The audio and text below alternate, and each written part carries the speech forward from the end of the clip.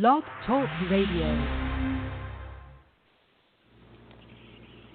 God, you are great and you are worthy to be praised. We will praise you all our days. We are your students. Teach us your ways, word by word, page by page. In the Hebrew we say, Elohim, אתה גדול ואתה ראוי לשבחים. אנו נשבח אותך כל ימינו.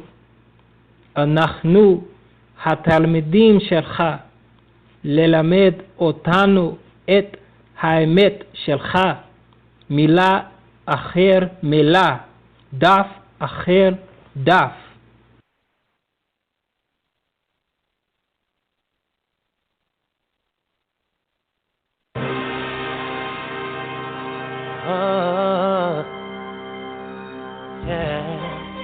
It's Talk One's Talk. Talmadim. I just wanna get the knowledge. Wonder how they got it. I see a different message in the pages and decided to get the understanding that the Father had prescribed them. I'm thinking that it's very concrete. So we will listen. So say we listen.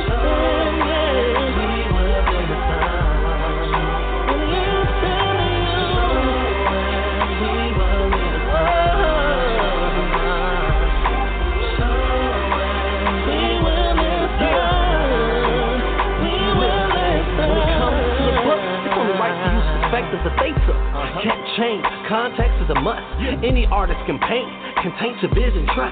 Moving the picture around like an auction, getting bucks off your often, cause you rush from a lost sense in your customs and your ways to the Most High is appalling. Yeah, that's us. And here's the reason, the cause of it's the gist.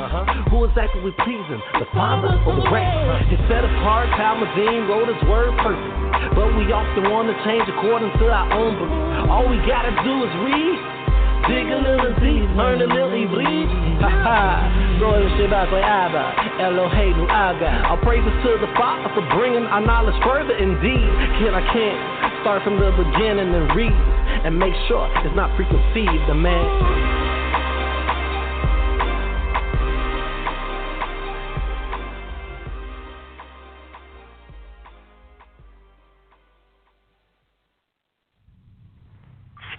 Welcome to his Talk One's Talk, where our mission is and has been from the beginning to contextually read the scriptures from the understanding from the people that wrote it, letting go of preconceived notions and any doctrine that hasn't been consistent or doesn't line up. This show is without bias, with the goal to grow together as a family. The call-in number is 516-595-8238, and we are open to any questions or comments. Shalom.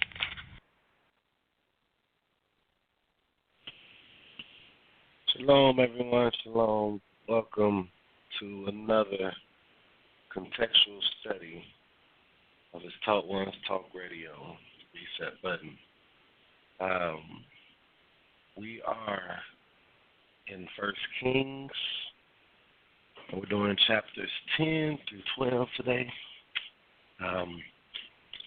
And before we get started, I'll let the panel members have any opening statements, starting with the Yah first, and then Orech next, and myself last, since that's the order of the chapters.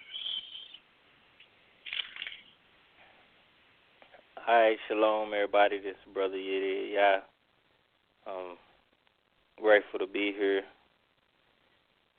ready to get this show started, and thank you all for tuning in. Wow, that was short. All right. Shalom, this is Adak Dean. Like I said, excited to be here at another show, and I just thank everybody listening in. It's going to be calling in or or listen back online. We see you out there, even if you don't call in. We see you. We love you. We thank you. In the contextual studies that we've been going through, we are appreciative as a group. We can't even really say it enough. And even though it's not the biggest, Blog Talk Radio is the biggest thing that can be done truly in my life at this point, because of the knowledge that is being reimplanted inside of my life, my brain, my thoughts, and everything. So we just say keep tuning in with us, and I'm just ready to get this thing fired up.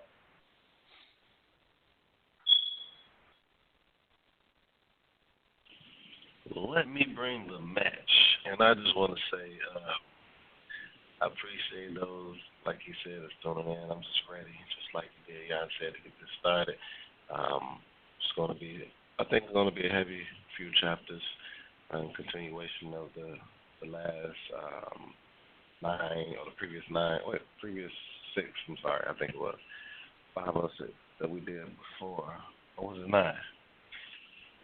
Can't recall right now. But without further ado, we're going into chapter 10, but a little background of the previous chapters. We see Dawid had passed the torch on to Solomon. And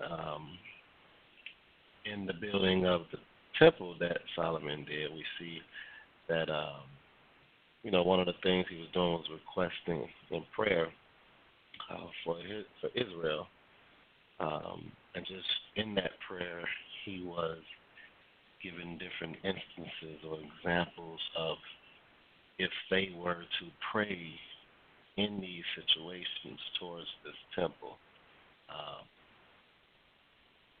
that the Father would forgive them, especially if they were, well, not especially, but if they repented.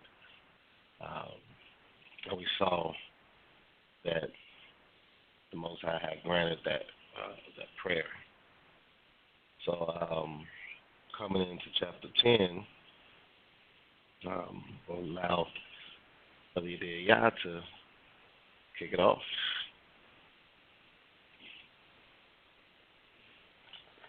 Hi, thank you, brother. So starting off in chapter 10, as Brother Shema said, the torch was passed to King Solomon, and, he had asked the Most High for wisdom, and the Most High granted him wisdom and understanding, and we saw that his reputation had grown, and all nations pretty much had knew who Solomon was. And so in the beginning of this chapter, he gets a visit from the Queen of Sheba.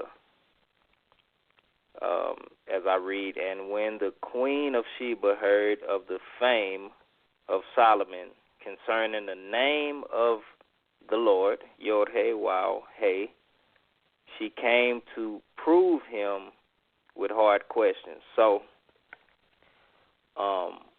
you kind of get a picture of, the reaction of the surrounding nations. And so, everybody's hearing about the reputation of Solomon, as I said.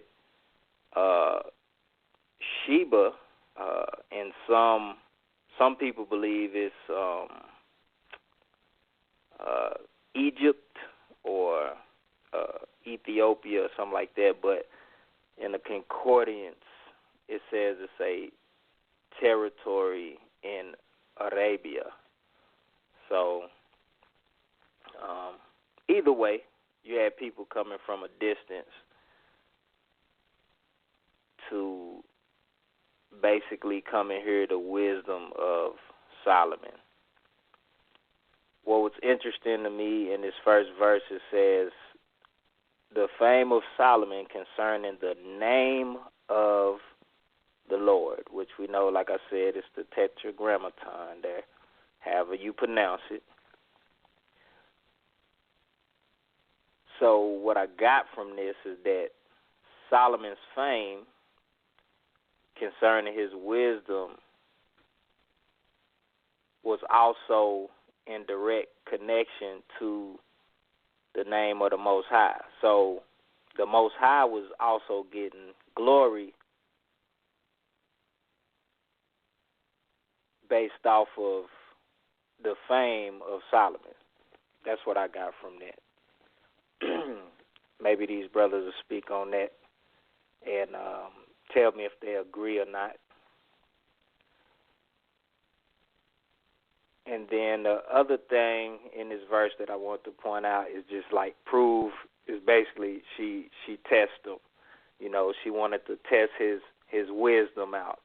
You know, so it just seems like, you know how word goes around, like, oh, this is a wise king. This king, you know, he got some wisdom. And you know, a lot of people they don't believe. They want to test you. Well, let me see how wise he really is. You know, let me give him some real hard questions and see. And so that's kind of the mentality that, you know, the Queen of Sheba had. And as you go further down, you keep reading, you know, he answered all the hard questions. And then in verse 5, as you read through towards the latter part of the verse, it says there was no more spirit in her. So this was her reaction to, you know, how Solomon handled her questions. In 3 it says, and Solomon told her all her questions. There was not anything hid from the king which he told her not. So in response to that, it says there was no more spirit in her, right? This is KJV that I'm reading from. That word spirit right there is ruach, you know. And what I'm noticing, the more and more that I come across this word in context, I'm starting to kind of realize this is not used so much as this magical thing coming out the sky type of deal. You know, this is more used, its definitive definition is more so like wind or breath. But it also can mean, you know, like, you know, your thoughts as far as like concerning life and your thoughts as far as like, you know, the way you think. So, but in this instance, like if we were to take this word and think that spirit always means like this spiritual being from the Shamayim or the heaven, you know, like it doesn't fit every instance.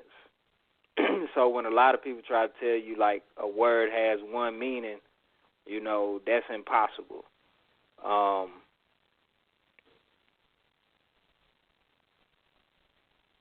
So like if we were to say that there was no more spirit in her, I mean, if I was to say it in a sense of life, like there was no more life in her, that means she was dead. But clearly, in context, if we keep reading, we know she didn't die.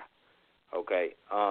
It simply means in this context, you know, like when you shocked and you kind of lost for breath, you know, you be like, like that, you know what I'm saying? So that shows you that Ruach is connected to breath. You know what I'm saying? Basically, she was short of breath, you know, at that point, in shock, you know, lost for words or something like that, as how we would say it. So that's that. We're going to, I want to go to verse 9, where she says, you know, after all that, you know, she really begins to acknowledge Solomon for his wisdom. And so she says in 9, blessed be the Lord, we know Tetragrammaton, thy God. So right there, she recognized who Solomon's God is. I talked about this last show,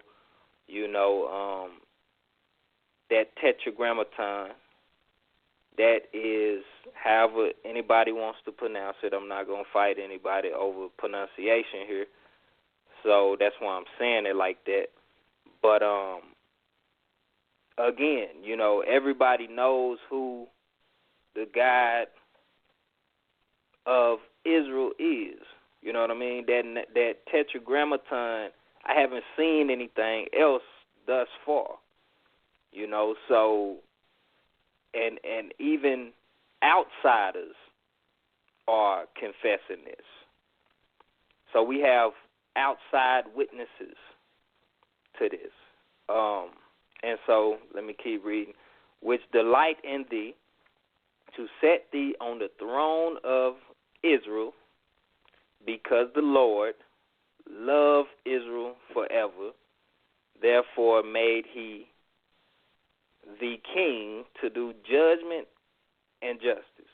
Okay? This just brings me back to when he asked for wisdom. He asked for it so he could righteously judge the Most High's people. And so this is confirming all that. That's really what his wisdom was for, is to do, right judgment and justice. That's what the king is supposed to do anyway. All right, moving along. Didn't have much. Let's go down to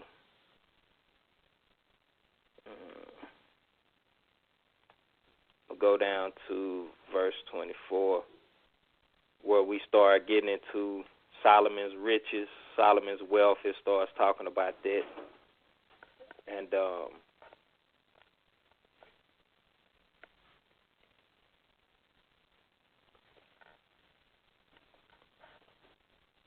excuse me, y'all. My son came in. All right. 24. It says, and all the earth sought to Solomon to hear his wisdom, which God had put in his heart. All right. It was brought up about this whole heart thing. It's more so, his mind. Nobody has wisdom inside of their heart, their literal heart that's pumping blood through their veins. So, he was granted wisdom. So, he was a wise thinker. 25, and they brought every man his present, vessels of silver, and vessels of gold, and garments, and armor, and spices, horses and mules, a rate year by year. So yearly, they was bringing Solomon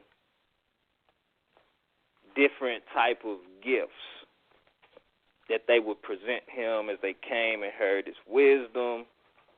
And so this just shows you this great reign that Solomon had, as the Most High said he would grant him. And it also just shows you, like, the setup of, like I said, to me, Solomon could have been considered a king of kings, and this just shows you the structure of how a king of kings would look like, where you have other authorities coming from different nations and they kingdom, and they bring in this one specific king all these presents. And that's pretty much, man. Like I said, I ain't have much. It was a short chapter, and that's all I had in there. So I'll pass it over back to the host. All right. Good stuff. I'm glad you hit a lot of those points, especially the heart part because I was going to bring some things out on that. But Brother Orech, did you have anything that you wanted to say to us, the chapter before maybe I bring something out on the chapter and or before you come with your chapter? Yes, mine is dealing more so with numbers. I wanted to bring out a couple numbers, and I remember I was telling y'all beforehand that it's weird to me the multiples of 3. So I'm just going to read some of these chapters, read some of these verses that look at the variables of 3 that you see in it. Okay, and another thing I'm going to bring out, but I'm going to start out with 14. And the sovereign Solomon gave the sovereignness of the queen of Sheba all she desired, whatever she asked, what he gave her according to the hand of King Solomon, and she turned and went to her land, she and her servants. I'm sorry, that was 13. I'm sorry, 15. No, 14. I said. And the weight of gold that came to Solomon yearly was 666 talents of gold. First off, that is a variable of 3. Okay, but another thing that I've seen was 666. There's so much evil number that we're told it's just evil. 666. You know, you're afraid to have it on anything because it's supposed to represent something very evil, according to how we grew up, things that's on movies, everything that you could probably think about previously to this show. I would say 666 was probably the worst number you can ever run across. If you went to the store and your change was 666, you might buy something else. That's how evil this number is linked to, okay? But obviously the Bible doesn't have a problem with the number 666, all right? Actually, in this aspect, this was a good thing. That's a variable of 3. If you go down to 16, the sovereign made 200 large shields beaten with gold. 600 pieces of gold went into each shield. It's a variable of 3. 17 and 300 shields were beaten of gold. 3 minus gold was into each shield. And then it's, but I went down to 20. Oh, sorry, let me go to 19. The throne had 6 steps. All right, on top of the throne was round and back. All right, blah, blah. And 12 lions were standing there, one on each of the 6 steps. The barrier was 3. And all the drinking vessels, so I didn't write down 22. All right. It was that they came once every 3 years. 26. Wrote that one down. Solomon gathered the chariots and the horsemen. He had 1,400 chariots and 12,000 horsemen. It's a variable of 3. And 29, and the chariots came up to Mizraim for 600 pieces of silver. And a horse 150. Those are both variables of 3. All right. Numbers stick out to me. Division, addition, multiplication, some stuff like that. So it was just certain things that I've seen variables of 3. I don't know why. So I don't have an answer. I'm just saying it's very, it's there, okay? And it could be coincidence, but I see it a lot. That's all I have to say about that one. He brought out the one thing, the one other thing that I was going to talk about. So that's all I got in this chapter. All right, thank you for that. The one thing I wanted to really just speak on, and we're going to see that in the next couple of chapters, he brought out verse 24, and he said, and the whole world wanted to see Solomon to hear his wisdom, which God had put in his heart. That is a good thing that he brought out, but I can't wait till we get to the next chapters. What I want to say about that heart is it wasn't until like modern, the modern thought over here, like it's 3, like the 3 special functions dealing with like knowing and feeling and willing was like ascribed by the modern world today to the mind. But when we see in the Bible, when you look at those functions, we see that it's attributed to the heart by biblical writers. So I want you really to pay attention to that. And as we continue to go, I will point that out in the following books. But we might get a little taste of that within the next couple chapters. So let's see if we have anybody in the queue. No, we don't. Okay, well, the floor is yours. All that.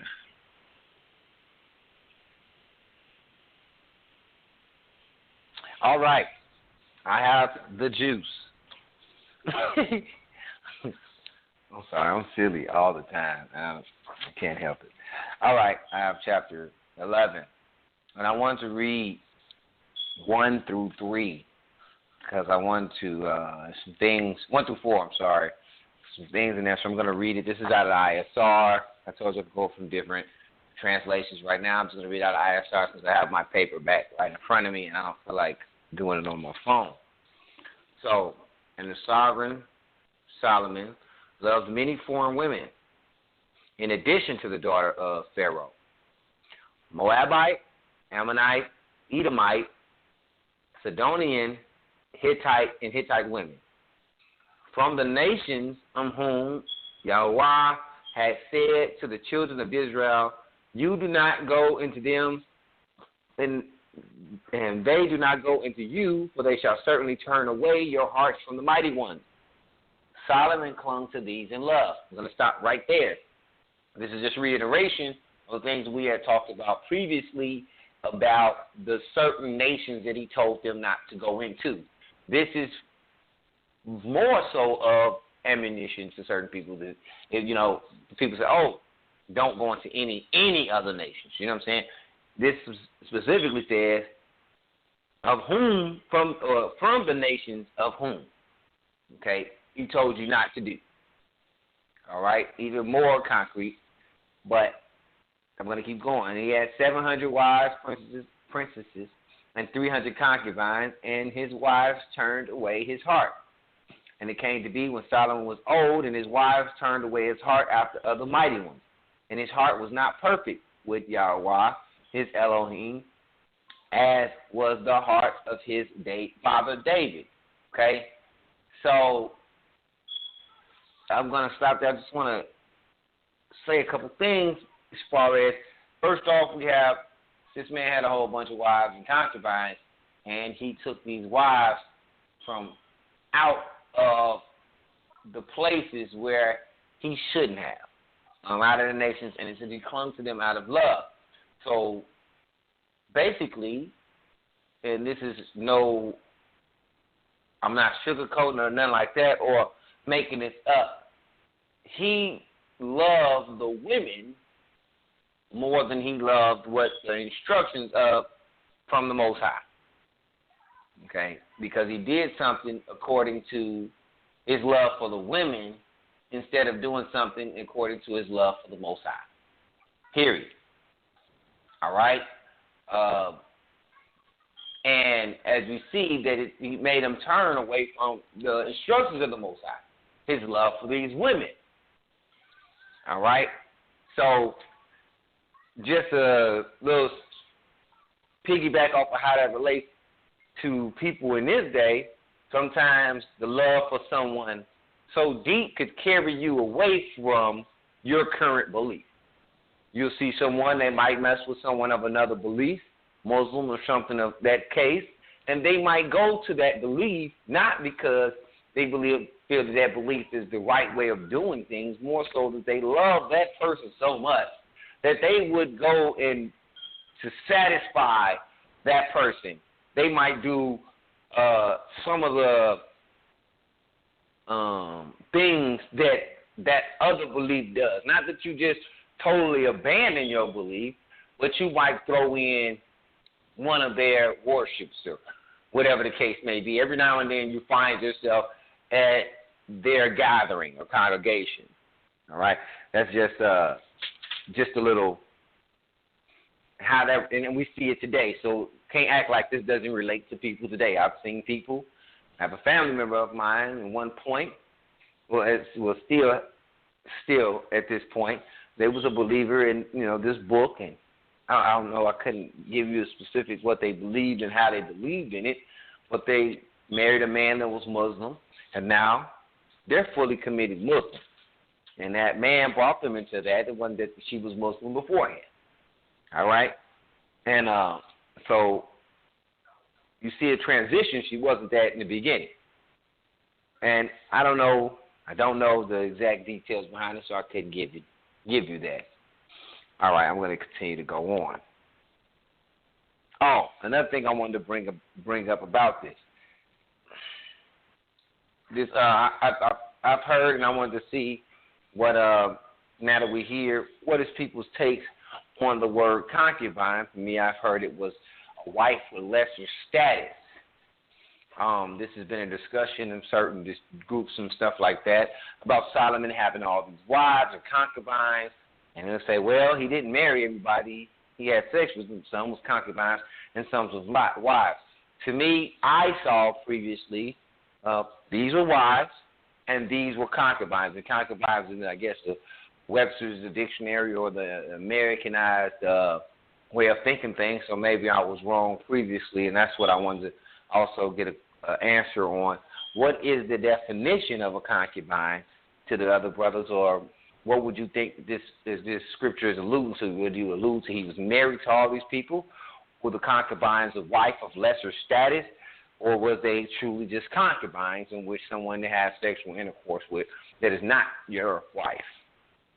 All right. My next one was 14. Down. Oh, I had a lot in here, so I'm just going to point to a couple things. So basically, I'm going to give you context a little bit.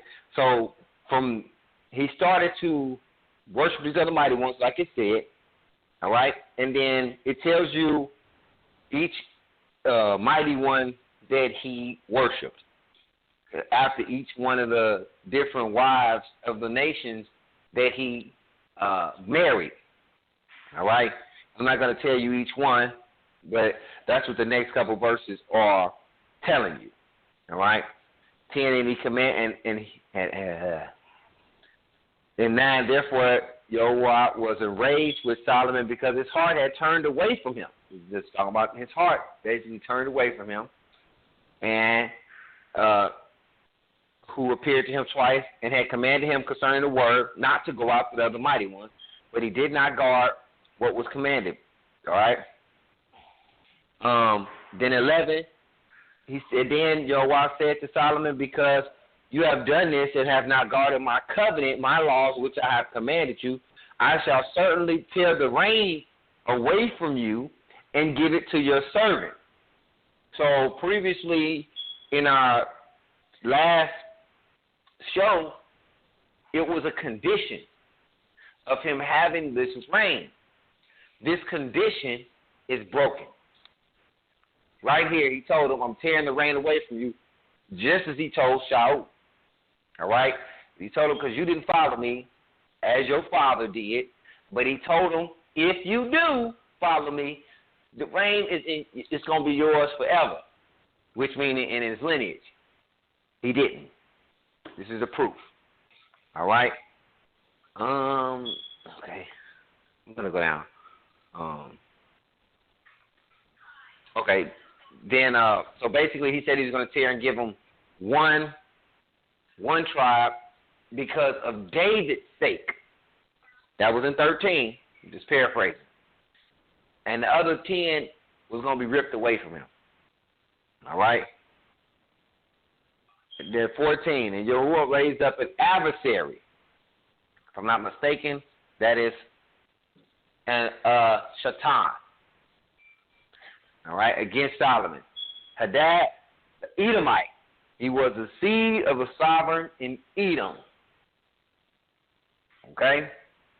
So now he raised up someone that was against him. All right, this is where it shows again that Shatan is not in always some specific being. It means an adversary. They didn't use it here they use the word adversary. And I'm pretty sure they didn't use it in any other translation for whatever reason. All right? But if we was to read the original text, it would basically say, I will raise up a Satan against you. And in context of what we think Satan to be, it would be, we wouldn't have any problem with it if you've given us context of what you mean when you say Satan all the way up to this point. But if you want to give me some other form of definition of the word Satan, you wouldn't use it. So then when I see Satan, I think a specific person. I'm going to skip down to 23. I'm skip up 23. All right, it talks about the adversary, what he had did and where he had fled to Mizraim and all this other stuff. But so now he wanted to go back. So then I went to 23, and Elohim raised up another Satan against him. Razum, son of Eliada, who had fled from his master, Hadadazir, sovereign of Sobah. All right? Now you got two Satans, two adversaries, two Shatans. All right? 25. All right? And he was an adversary, a Satan of Israel, all the days of Solomon. Besides the trouble that Hadad caused, and he was hostile to Israel and reigned over Aram. So, it was peace. It was rest. It was all this stuff that was cool. We see everything was great for Solomon. He was even greater than his father because there was no problems until he went into idolatry, which has been the main cause of Israel's fall and the main thing that would have been talked about up until this point of what the Most High just did not want them to do was follow other mighty ones. And now he has adversaries. Now he has problems that he did not have in the beginning. Like we said before, it was peace all around him. Okay? So now the Most High raised this adversary. Okay? And when he raised this adversary, this person did not get raised from birth to be, you know what I mean? So that raised an adversary, even the term, you have to use it, he was already born. And you can tell by, if you read the whole chapter, that this man was a full man when he was raised as an adversary. Just the terms, you got to understand, raised as the adversary, like now he's turned to be an enemy to Solomon or Israel or whatever you want to say at that point. All right? It wasn't that he just now made an adversary to be born from a seed. It just wouldn't make sense. All right. Keep going. It won't take too much time. All right. In 29, it came to be the time of Jeroboam went out of Jerusalem that the prophet Ahiah the Salonite met him on the way, and he was wearing a new garment, and the two were alone in the field. All right? Now, I stopped right there, and I wanted to bring this because I wanted to know what a Salonite was. And when I looked it up, it was a person from Shiloh, a place of rest, a place where the ark sat. Okay? So immediately I started thinking about, I'm sorry if I'm taking a long time, brothers, because I have some juice. So I had some juice in here for myself that I came across, from not just for anybody else. But I started to immediately think about the prophecy back in Genesis, that Judah would be a lawgiver until Shiloh comes. So everybody know what the Shiloh and this and the other. So I didn't know what the Shilonite was. So I looked and I said, oh, a person from Shiloh. Okay, what does that even? Okay, Shiloh's a place, all right, a place called a place of peace until rest comes. Okay, so and then it says this is where the ark rested. So my thought process came to mind, and I just want to see what the other brothers thinking. Could this be that, well, because I'm trying to still figure out this prophecy back in Genesis. Or I can bring it up after I've done my chapter if it needs to be spat out. But was Judah a judge until the ark rested in there and now because the Levitical priests became judges. Levitical priests became lawgivers. So was Judah a lawgiver until the Levitical priesthood? Until the ark came rest into this one place? Because Judah was not a lawgiver after a while. I mean, we're talking about Levitical priesthood starting to come. This is a thought process. I don't have anything concrete. I do want to see what the other brothers think. Maybe I'm just all over the place, or maybe I'm just thinking too much on this. But all right. And then, okay, 31. Okay, well, I'll go to 30. And Ahiah took hold of this new garment that was on him and tore it into 12 pieces. Okay, 12 pieces. These numbers I've been seeing, we're going to see 12, 12, 12. It's not hard to take some of these numbers that you see in the old and put them in other places. And Jeroboam took for himself 10 pieces, and thus Jehovah, the Elohim of Israel, see, I am tearing the grain of the hand of Solomon, and shall give 10 tribes to you. This is the split. Okay? This is where it starts to split into the 10 and the 2, this, that, and the other. All right? I'm going to go to 36. Skip down 36. I'm not going to try to wrap it up right now. I think I'm taking too much time. And to this his son I give one tribe, that my servant David shall also have a lamp before me in Jerusalem, the city which I chose myself to put my name there. Okay?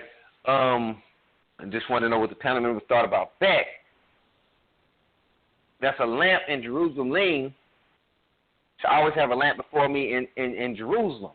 Now, would that only be accounted to if there was a city of Jerusalem built according to what is all set up? As we start to go on, I just want to know what people think, because it is not nobody in Jerusalem. And it specifically says a lamp in Jerusalem. Okay? All right, I'm going to keep going. I'm going to do my last one. Then I'm going to turn the floor. 39, another thing that was said, and because of this I humble the seat of David, but not forever. Okay, but let me go to 38, I'm sorry. And it shall be, if you obey all the commands, you shall walk in my ways and do the right, and guard my laws and my commands, and my servant David did, then I shall be with you and build your steadfast home as I built to David, and I shall give Israel to you. And because of this I humble the seed of David, but not forever. Okay, now remember that. He humbled the seed of David, but not forever. And I promise you, if y'all remember that, I got to change my Bluetooth. It's cut out. It's going to come back later. But, man, I probably could have read this whole chapter, but I want to kind of stop there because there's some things that I saw in there. But notice that every reference is back to how David served. Okay? As my servant David, like my servant David did. And even though David was not a perfect person, his heart was for the Most High like he said it would be. And then, therefore, that is why I think the reference is always back to David, because of how he looked and wanted things to be for the Most High. But with that, I'll yield, because I know I took a long time, and I don't want to take up too much time. All right, thank you for that. Did you have something else to say? No. Go ahead. It's all y'all.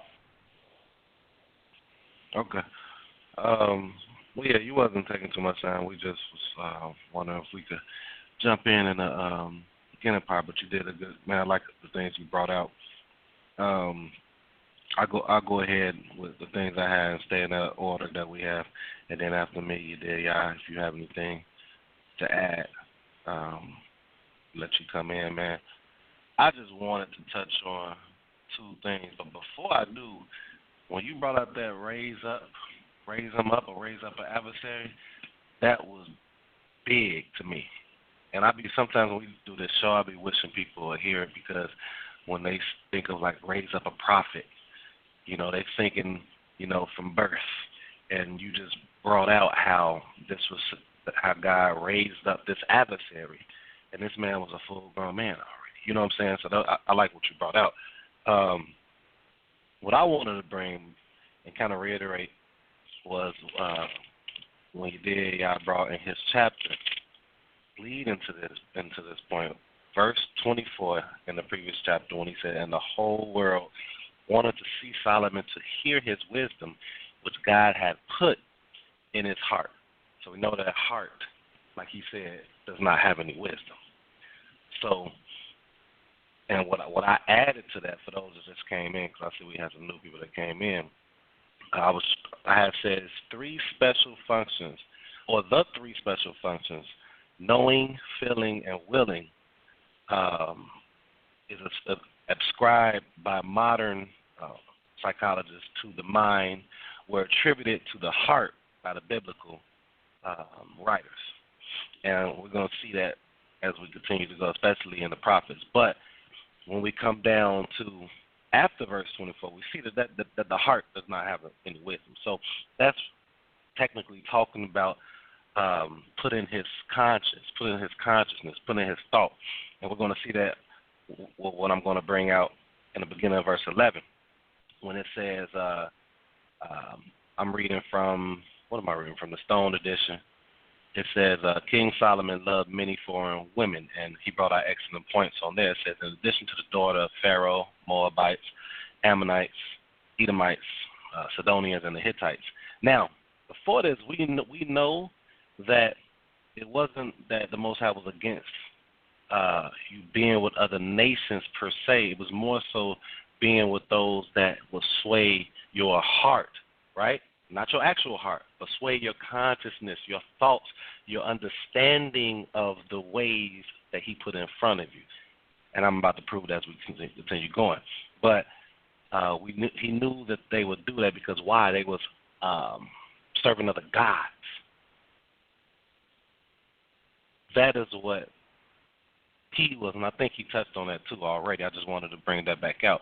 It says, at the end of verse 3, it says, he had 700 wives who were noble women and 300 concubines, and his wives swayed his heart.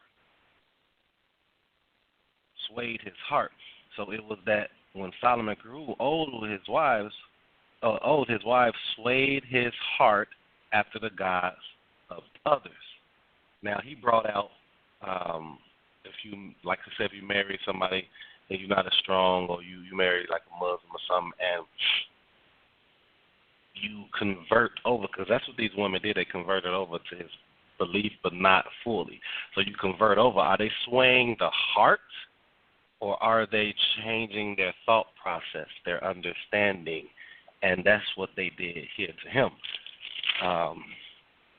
And then you go down, you keep reading down, it says, it swayed his heart after the gods of others, and his heart was not as perfect with Yahweh his God as it had been the heart of his father David.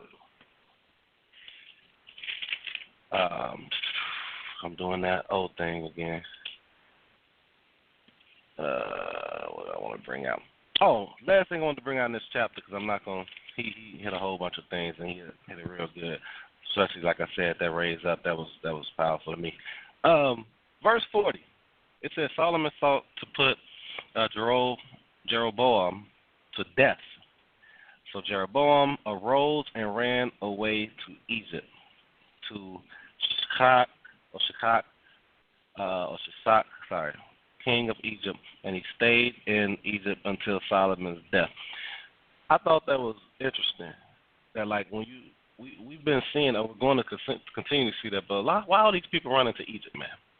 And it's not like when they go there, they're not getting killed, harassed, or anything like that. They're chilling. So I just wanted to put that out there and just see what the panelists have to say, or anybody listening. What's their thoughts on? I know we're going to see that in the future, not to go forward, but just putting that out there. And then we saw that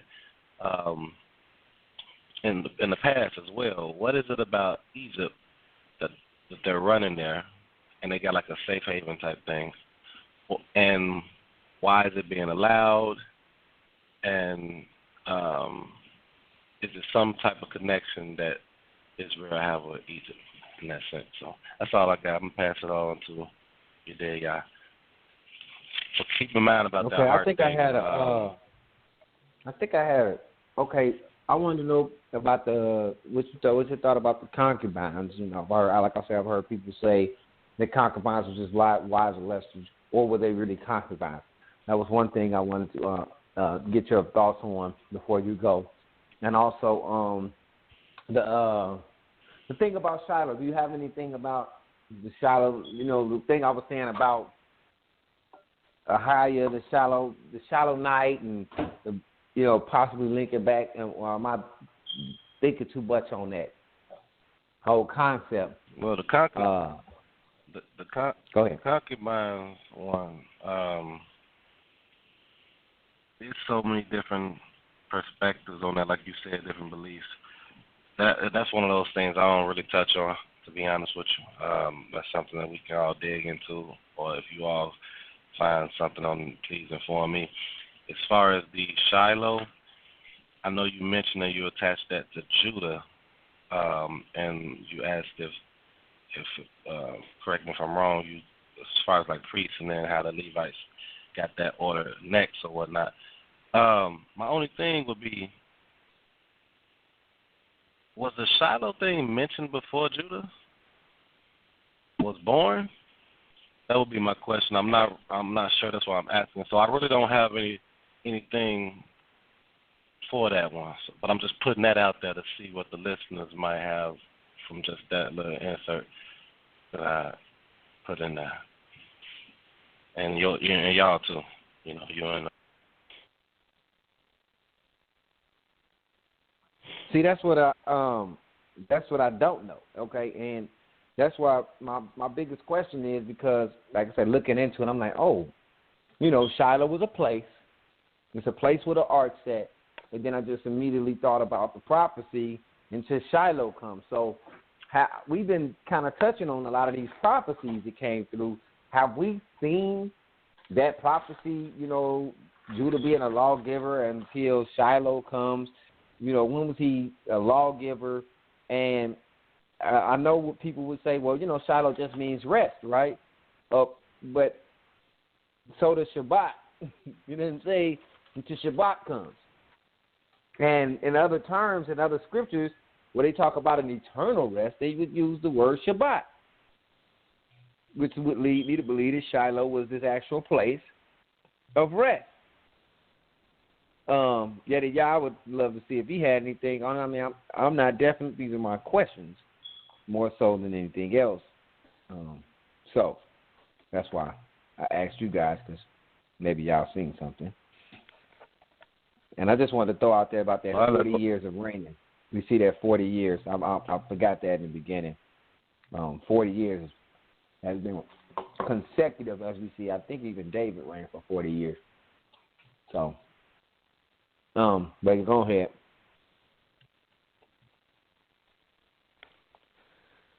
All right. This chapter is juicy, like the brother was saying. He covered like 80%, 80 to 90% of what I had already. You know what I'm saying? Brother Shema came in, did an excellent job.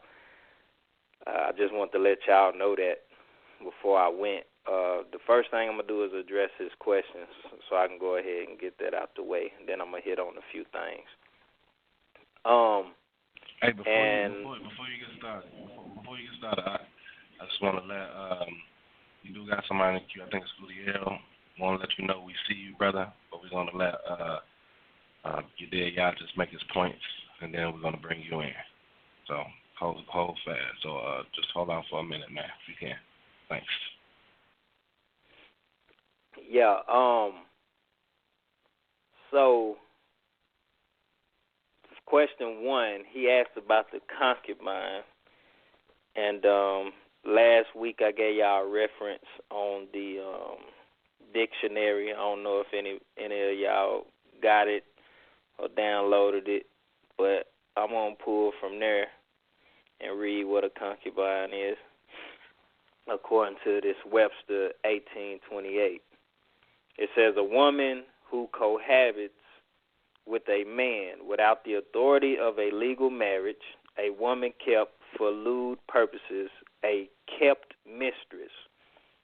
So, I mean, that's pretty much proven. We seen that in, you know what I'm saying, context that, you know, these women wasn't legally married. You know what I'm saying? They was used sometimes for just lewd purposes, or they was a mistress. You know, they had no real ties to the husband. They were cohabited. So, you know, they lived with him, basically, you know, in their land. Man, you know, they were considered just a concubine. That's the first definition. And I just want to say with that cohabited part, they've been shacking way back then. They were shacking back in the Tanakh. They've been shacking since Bereshit. You know what I'm saying? So these preachers up here preaching about shacking, get out of here. You know what I'm saying? Let me keep it moving, though. Second definition. All right, a wife. So this is what O talking about. This is another view of a concubine. A wife, but this is the second definition. A wife of inferior condition. A lawful wife, but not, excuse me, not united to the man by the usual ceremonies, and of inferior condition.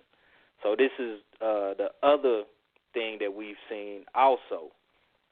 So, you know, both definitions are used.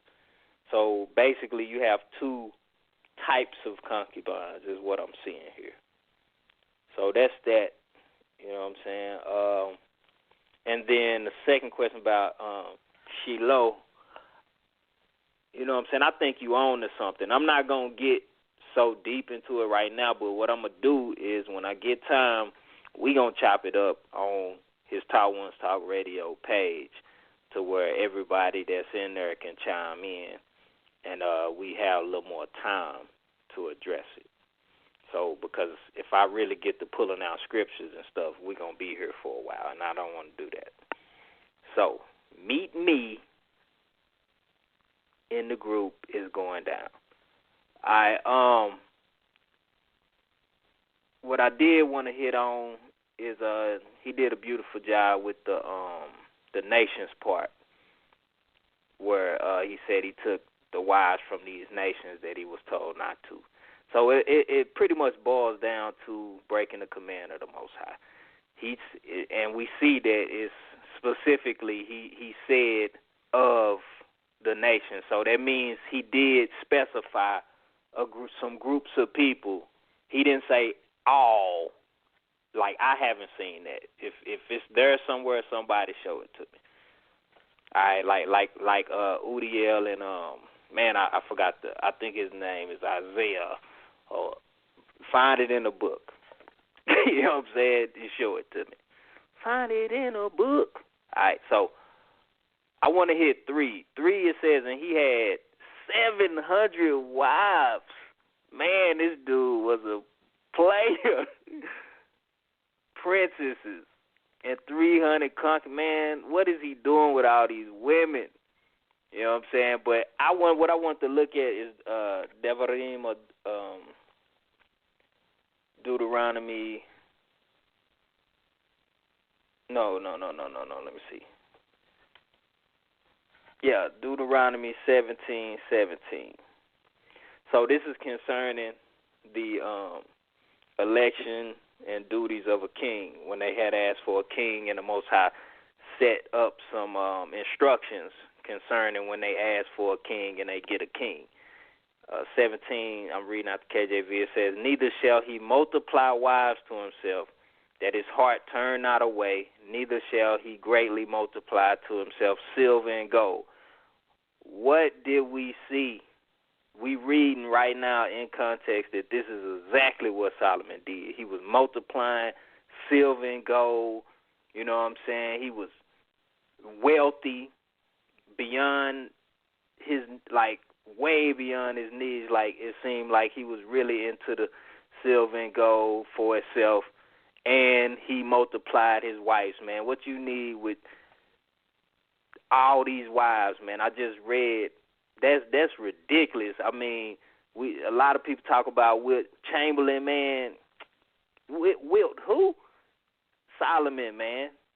This man smashed Wilt Chamberlain. Wilt Chamberlain, ain't no record with Wilt Chamberlain.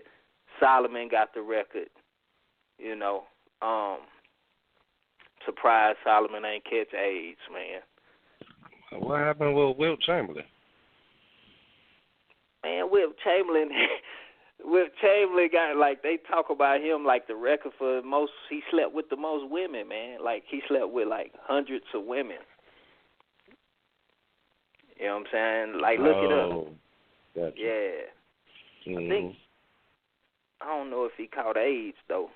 I'm trying to think. But anyway, there's neither here nor there. I want to talk about this in 4 where he said his heart was not perfect with the Lord. We know that's the Tetragrammaton, however you want to pronounce it, Yahweh or Yahweh or however, you know what I'm saying, Tetragrammaton. It said, as was the heart of David, his father. I wanted to hit 2 points there. I wanted to look at this perfect because I know Shema always talk about this being perfect stuff and all that. And like Brother O said, we know David made mistakes. You know what I'm saying? Like we know we read about the sin that he did and how the Most High put them goons on him and how he was running around. So we know that he wasn't perfect in that sense, how we look at it in the English or whatever, but they use the word perfect here. So now we have a dilemma to some people, but that's when we go back to the Hebrew. This word here is shalim. It's in the concordance H8003, and what it means is complete or whole. So, like Shema always like to say, he loved the Most High. His heart, his mind was wholeheartedly for the Most High. You know, and the big point that I want to make, and this is what I believe it goes into. When you keep going down, though, you read, it says that Solomon did even in the sight of the Lord and went not fully. So, like I said, that word means complete, whole. Went not fully after the Lord as David did. So, if in context, even if you didn't know that word, you could tie the two together. So when it says perfect, it's talking about that he did not go after the Most High fully. He was half-stepping, lukewarm, as you might want to say. You know what I'm saying? But David, even though he messed up, and this is what I believe it really ties into, which hit on it, is that David never worshiped the idol. He said, serve me. Now, David may have had his little thing for Bathsheba and did what he did, but he never went after no other god. That's what I think it boils down to. Honestly, I think what it really boils down to, the Most High, really, he's a jealous El. He don't want you going after no other Els. Like, he'll forgive you for, I'm not saying that, you can get away with any type of sin. That's not what I'm saying here, so get it out your mind. What I'm saying is the worst thing you could do to the Most High is get involved in idolatry. That's what I'm seeing so far, contextually and consistently. That's what I'm seeing. And, man, I'm going to keep it right there so I won't take too much time. But I did have to say that last thing. My bad. All right. When you go down and say, and he said to Jeroboam, am I in the right thing, man? Yeah. And, yeah, in verse 31, basically that's reverting back to 1 King 11 and 11. We just see that, you know, the Most High said what he was going to do, that he was going to take the kingdom from Solomon, and then you see the word coming to Jeroboam or Jeroboam. And, you know what I'm saying, it's just confirming. So we see a lot of confirmation when it comes to prophecies. Ain't no, you know what I'm saying, guessing, you know what I'm saying, like, oh, did this mean this or whatever. You know what I'm saying? We see it being confirmed to the person that it needs to be confirmed to. And I see that a lot as we've been going forth. And then last thing I had to hit this is in 33 where it says, because they have forsaken me and have worshipped Ashtaroth, the goddess, so on and so forth. He was worshiping all these other gods. And did not keep my statutes and judgment as did David, his father. What I'm saying is, back again, like it brought up David, but we know David didn't keep all the law, statutes, and commandments, but I feel like he kept the most important, which was not worshiping another El. You know what I'm saying? That's what I see the emphasis on here. And then that worship, that word, they translated as worship. We going again, Shahah, 87812. They decided to make it worship right there when everybody been worshiping men. So it's okay, men, women, whatever. You can worship one another long as you ain't worshiping that person as a El, and long as you ain't worshiping another God. So you can't worship anything as a El, whether it be wood, stone, a person, or whatever, but you can worship like the king, or you could worship your mama. You could do all those things long as you ain't worship them as in the sight of the Most High. And I'm done. Thank y'all for allowing me to go through that. Well, thank you for that, brother. I'm going to go ahead and bring Udiel in, and if anyone else has anything to say, please press 1. And if you are listening online, make sure you call in at 516-595-8238 if you have anything to say. Or you could go on our Facebook group page and look for His Talk One Talk Radio.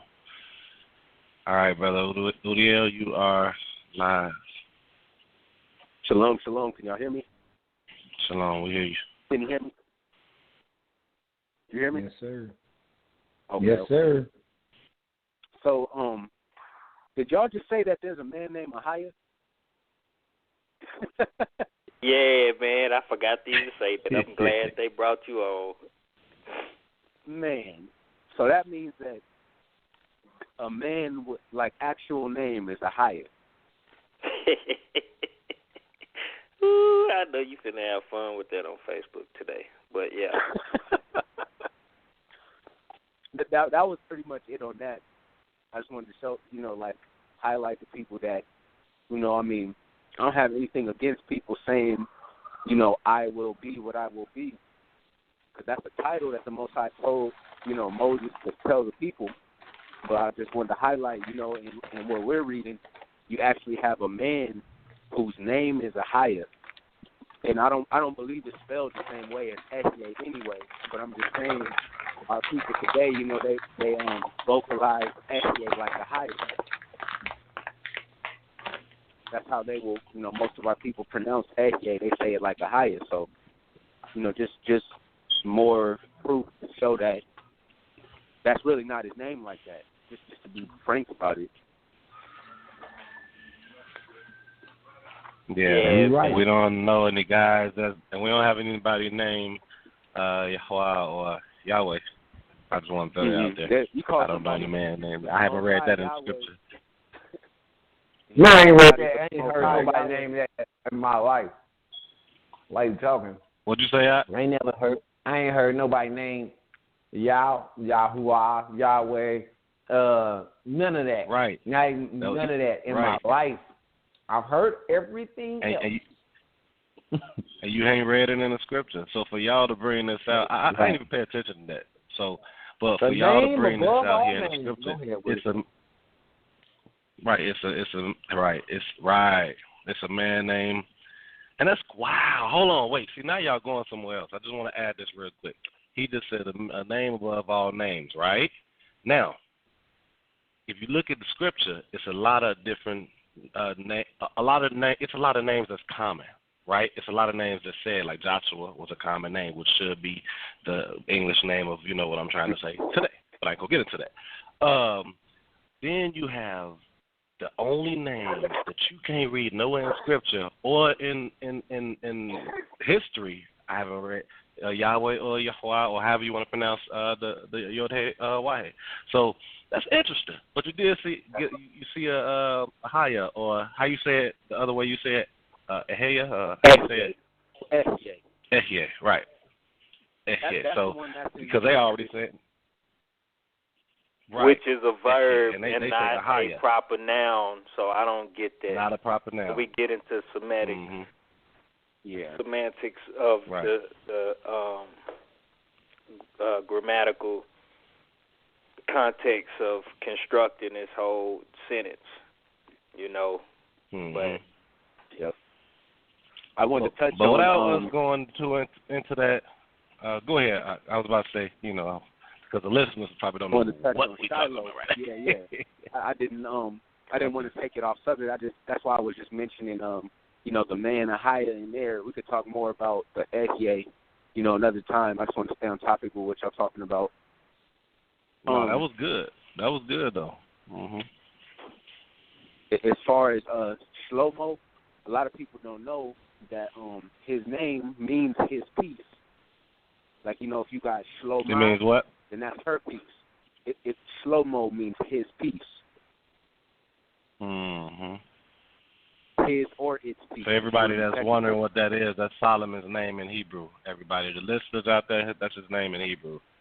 That's Solomon's name in Hebrew. And the crazy thing about his name, the amazing thing about his name is that, despite his end, which I'm pretty sure we're all pretty familiar with, despite his end, he lived up to his name because Israel, they had long years of peace during his reign.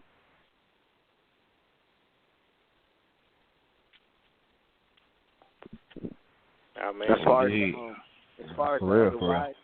as the wives, man, Solomon had a lot of wives. Everybody said that. I just guess I got to say it too. Solomon had a lot of wives, and a lot of people get it misconstrued because a lot of people, through emotion in Israel, they'll say that, we're not supposed to have more than one wife, which is not true. The Torah, it gives you credence, it actually gives you instruction on how to go about that whole process. It doesn't command you to take more than one wife, but it lets you know that it's permissible. Right. Now, the thing people miss is that the thing with Solomon, his problem was when you go and read the Torah instruction about multiple wives, you're not supposed to multiply wives to thyself. It didn't say you're not supposed to add wives into yourself. It said multiply. Yeah, you're not supposed to have multiple. A bunch of wives. You know what I'm saying? I would say 700 is definitely for the listeners out there. I think 700 wives is the definition of multiply. For the listeners out there, I would say You know, we're not saying saying to do so because none of these brothers have multiple wives, by the way. But for the educational purposes, Udiel, can you explain probably what you mean by the difference that you just made between multiply and adding? Oh, okay. If you can. A good example, because I know that what y'all got out a minute ago was King David. And King David is a good example because he had, what do you have? I'm trying to think about a number, how many he had. I don't think it really I know says he didn't have any more. I know he had multiple, but he didn't multiply his wives. I guess that's the point I'm making, is that he didn't have. What does that mean? Is wives. what I want.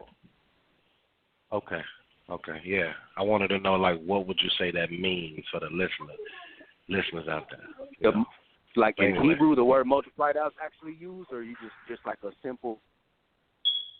Just a simple answer for them because they don't. So, what would you say he didn't multiply his wives mean? He didn't go out and get, a big number of wives. There was a point where, it was known that he had multiple wives, meaning more than one, but there was even a point where the Most High told him when he sinned with Bathsheba, he said, if you had wanted more wives, I would have given them to you. So, Right. I don't know what the Most High's cutoff number, so to speak, would be, but I do know 700. Right. You wildin'. You got 700, you wildin'.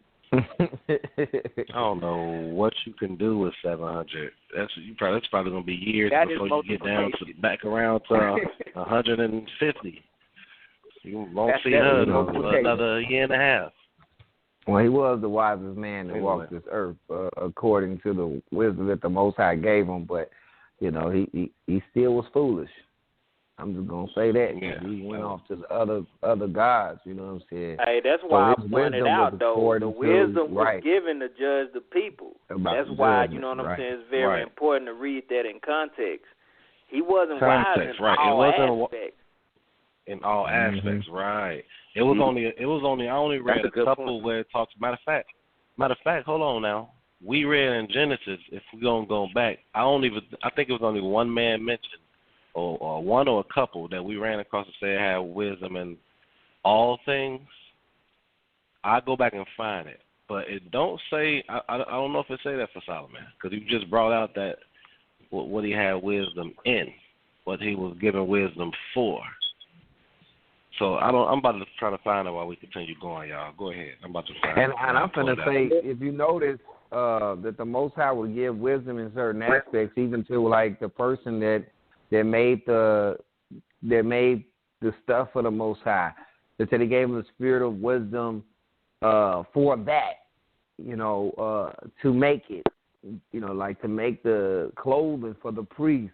It was given wisdom for that, to make the ark. There was somebody giving wisdom for that, and Solomon wanted wisdom for to judge his people, so he was given wisdom for that. So a lot of times we say, oh, he was given wisdom, he's the wisest man, this, that, and the other. Well, how wise could you actually be if you broke the commandments of the Most High? And we go to the beginning of understanding is to follow the laws of the Most High, and this man didn't have understanding in that. We have to reevaluate what we really thought he had wisdom in, because he said he clung to these women out of love, and then also it said the Most High said, because he did not, want to walk in my ways, I'm doing this, and he told him he would, So that's like, how wise really are you? Let's keep it real. If the Most High tell you, don't do this, or I'm ripping the kingdom away from you, which would have been one of the most important things in a kingdom, is to have your lineage sit upon that throne forever. Everybody understood that. So for the Most High to give you instructions on how to keep it, and you break those instructions. And look, let me show you how. I wanted to bring this up just now. We're talking about it. I'm sorry. Just to show you how Solomon turned to be wicked. He sought to kill Jeroboam. And this is after Jeroboam, was raised up to be an adversary to him. You dig what I'm saying? And was going to be the king of the 10. So he did the same thing Shaul did to David.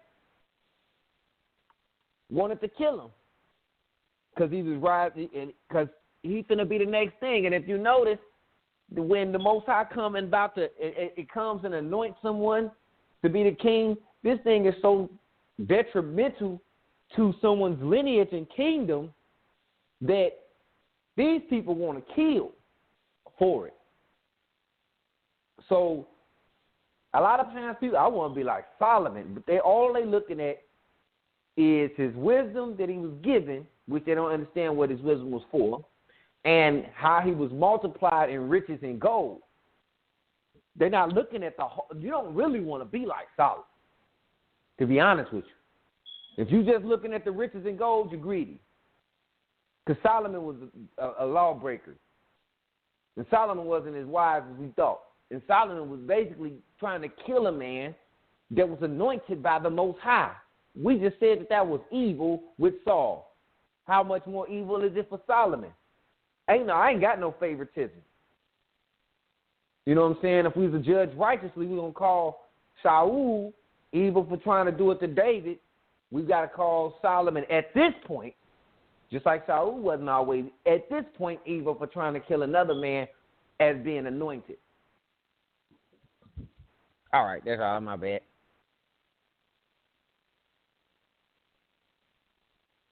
So, all right, my bad. Well, I brought you out. I brought you out of the queue, Uliel, because as Odak was speaking, I just brought you out. Press 1 to come out. So if you want to come back in, I know you want to speak again. Do any other of you brothers have anything else to add before we move to the next chapter? And if there's anybody that's listening on the show, if you have anything that you want to say before we move to the next chapter, please press 1 to get in the queue to let us know if you have anything else to say. If not, we will. Let me ask you a question. Shema, you had a question about going to Egypt. It was something, I keep wanting to say something about it, and I keep forgetting.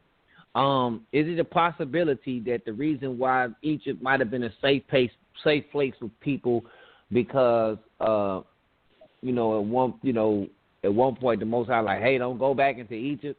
So people like, hey, they ain't even supposed to be going back into Egypt to, start no war with no people that's there. So they felt like Egypt was a safe haven. Because, he read Deuteronomy 17 and 17 about the wives, but the same thing, and I think it's even verse 16 talks about, not going back into Egypt, multiplying them horses and stuff and going back into Egypt. You know what I'm saying? So possibility that you ain't up under, you have no right to go back into Egypt to go snatch somebody up or kill them. Just a thought. I'm not, 100%. That's a good observation.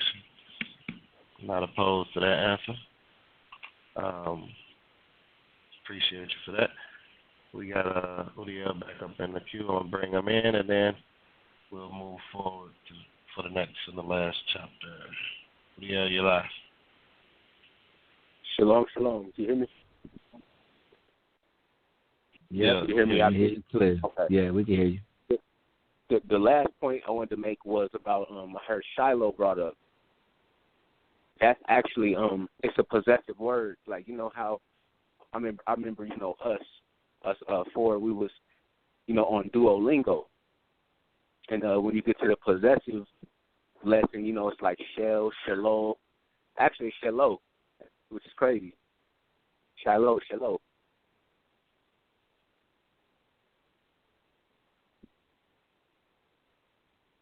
So like break that down a little bit. So break that down a little bit as far as possessive and what shalom would mean as a possessive. Okay. Got you. Shalom as a possessive is like if I say Habat Shalom, then I said his daughter. So shalom is actually a possessive word meaning something of his. So it's like something that belongs to a masculine, Or even in the scripture, sometimes they have a word like a proper noun. And let me ask you, is Shiloh the same as Shiloh? Yes.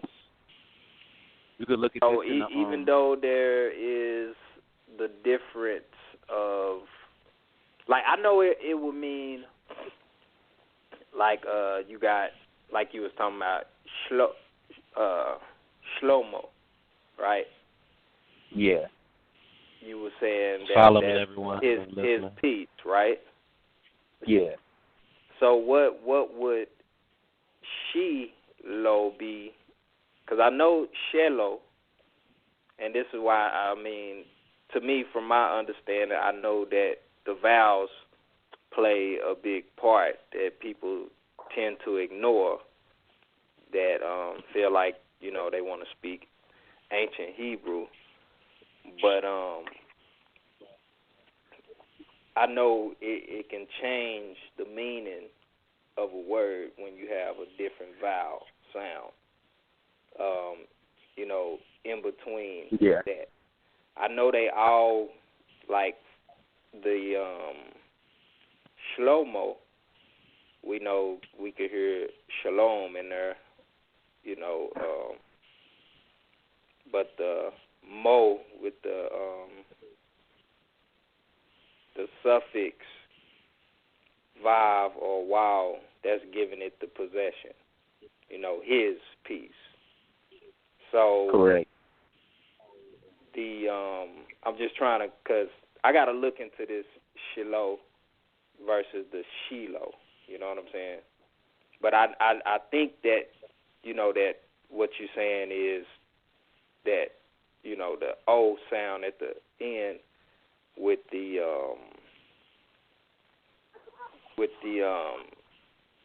suffix is giving it the possessive. That's what you're saying, right? Let me look at it. I'm looking at it on Bible Hub right now. Remember, looking at it, it says on Bible Hub that it's written, I think, 3 different ways in the Scripture. Okay. One of them, it's written the way of Shiloh, like you say, it's still Shiloh, but it's still like Shiloh, like it's still written that same way, like Sheen, Lamed, and Vav. Then they got one spelling that's Sheen, Vav, Lamed, and Vav again.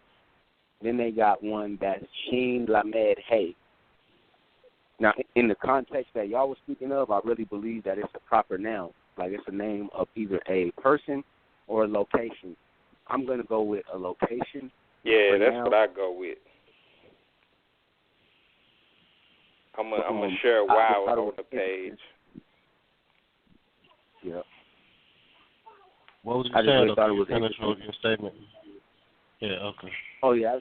I thought it was just interesting that it was, you know, in the family of the possessive words, even though it's a noun. You know, it's not like a, you know, we wouldn't use this. If we were reading, you know, this, we wouldn't use that as like a possessive word. We would know it's a proper noun. It's just interesting that, you know, that we learn this kind of stuff on Duolingo. And I remember people saying stuff like, oh, don't use that. That's that Yiddish. Like, bro, this is in the Tanakh. So yeah, that was really interesting about Shiloh. Right. To be honest with you, if people want to say you speak in Yiddish because you go back and you can read this Hebrew, that means that your Bible is Yiddish. And you might want to still read it according to what you think anyway, because you're not reading ancient Hebrew. When you go back, it's the same term. The same words are broken down, the same words in whatever. But I'm not going to go into all that. So I wanted to say, as far as a possessive and what it is, what it means, would you say like his resting place? Would you say that would be like a decent translation? And it is the place where the ark rested. I would say, yeah. I would say, with us knowing that it's a possessive word, even though they're using it as a noun, we know that that meaning is still held in there. You know what I mean? It's just like just letting us know it's an actual place or person or thing. A certain place, person, or thing.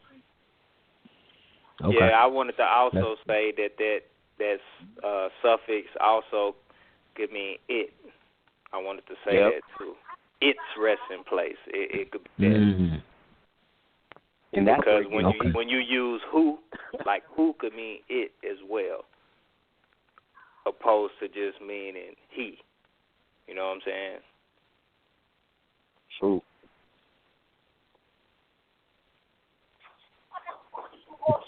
Good stuff, everybody. Good stuff. All right, I'm gonna bring you out of the queue for now, Odiel, and we're gonna go ahead and go with the last chapter. If none of the panelists have anything else to say, or any of the callers that's listening in doesn't have anything else to say, we're gonna continue.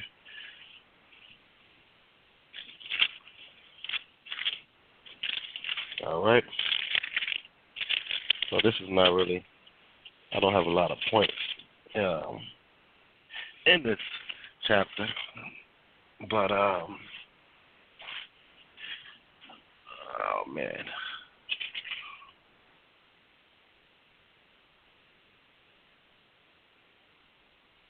Sorry, hold on one second. I'm sorry, y'all.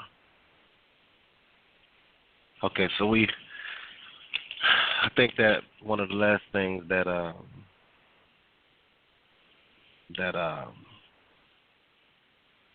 Yah ended with was how, and I think both of them said this, but in the last chapter, in 32, the prophecy, was it 32 or was it 33?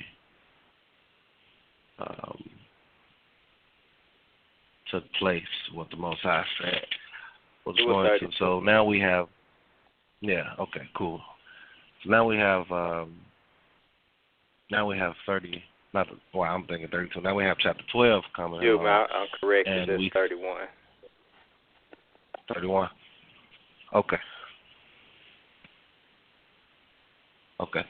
So now we have this chapter to where Rehoboam, might be saying his name wrong,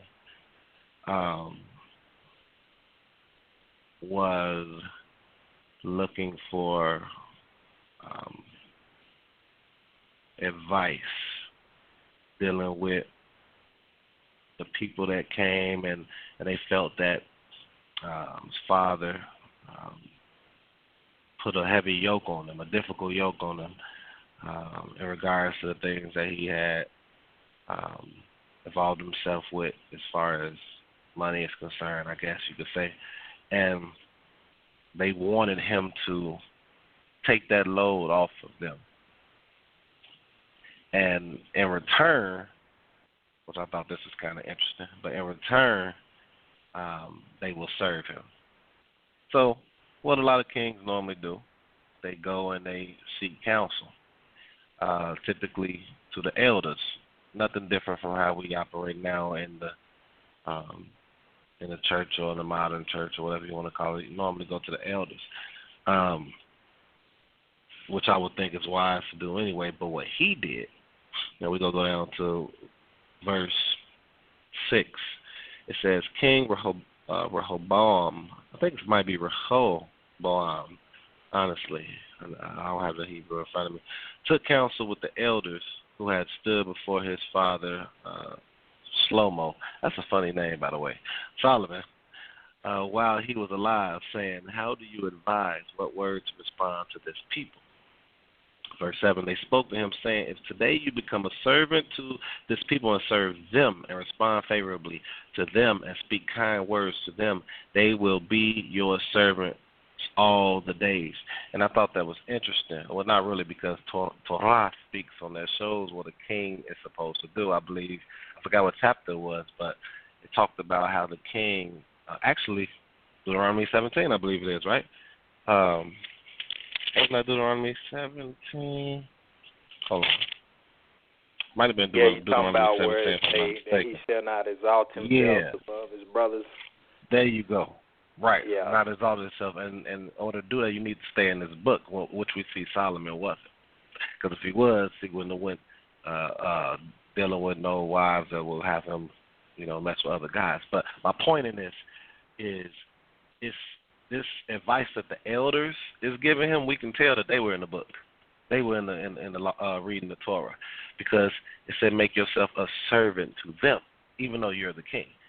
It speaks on that. You won't exalt yourself over your brothers. But he didn't like that idea. verse 8, but he ignored the advice of the elders who had counseled him, and he took counsel with the youths. Wow. Took counsel with the youths who had grown up with him, who ministered before him. He said to them, what do you advise? What words shall we respond to this people who have spoken to me, saying, alleviate the yoke that your father placed upon us? And I think we could learn something from this. There's nothing wrong with, I would say, getting advice from the youth that's, not really seasoned in it. But I believe elders, especially those that's really doing it, really investing their time in the word of the Most High, I believe that they always should be your first. And I think I asked this question too. I don't know if I asked. I put it on Facebook a while back. I don't know if it was Udiel. I don't know if it was. I think it was Sister Hakma. I asked her. Nobody else really did. I had said, what's the age of being a more? Actually, I want to know what y'all think. What's the age of being an elder? Now that I think about it. Because what if you have somebody that's been, would an elder be 40 years and above? Before I keep going, panel members, do you have an answer for that? What would be the age of an elder to you? Would it be 30 plus, 40 plus, 50 plus? I mean, I've yet to see an age, right? A particular age put out there, far as what an elder is. Now, I'm not saying it's not in the book, but I haven't seen it yet thus far. And, but just to generalize it, like, it's normally, like, if there's a generation, like the new generation, like, it's normally don't come from the new generation. You know what I'm saying? It's normally a generation above that last generation, is from what I've been seeing. Right. Okay. Well, yeah. So we see that he ignored the advice of the elders. I'm only laughing just pulled because his number, didn't I? Don't nobody know what's going on right now, but I just thought about it when you started cracking up laughing. Right. Okay. He was right. Oh, I'm sorry. This is inside. That's an insider, y'all. I'm gonna bring it in. That's why I can't just laugh like that. We talk about some of the things that we constantly been doing over the show, and basically, I was caught doing some stuff. You know what I'm saying? I go when I'm trying to think and I'm doing my little processing in my brain like a computer. Or y'all say I got some dude running through the grass in the middle of the show. Shamar, he's very dramatic about some of his words, and he's very passionate. And then, y'all cut you straight off after you'll come with a whole thing, and y'all be like, right, okay. Now, what I was doing back to say, it's like everything you said didn't even really matter. So he did it, and I'm sorry, I couldn't stop laughing because it sounded just like him. I bet But now I see what he's saying, though. I see what he's saying because I was in mid-thought. It was like he said what he said, and I was kind of transitioning my thought to bring the next point. So I see what he was saying, and if y'all heard me earlier, I was like, I'm sounding like Orek now because I did the, so it's like we've been doing this show for so long, it seems like we're picking up each other's characteristics or habits in that regard. So anyway, I'm keep going, finish it because, like I said, there's not too much in here I wanted to bring out anyway. But yeah, he had got the advice from the elders and he disregarded their advice, and he just took the advice of the youth, basically to show his power, his role. He want to flex. And from this point, when you go down to verse 15, it says, the king did not listen to the people, for it was a design from Yahweh in order to fulfill his word. And this is interesting because I was talking to someone yesterday, and it's like, this reminds me of Pharaoh in Egypt. Like when the Pharaoh wanted to, now this is not the same scenario, but it kind of reminds me of it because the Pharaoh wanted to let the people go, but he would harden the Pharaoh's heart so he can, so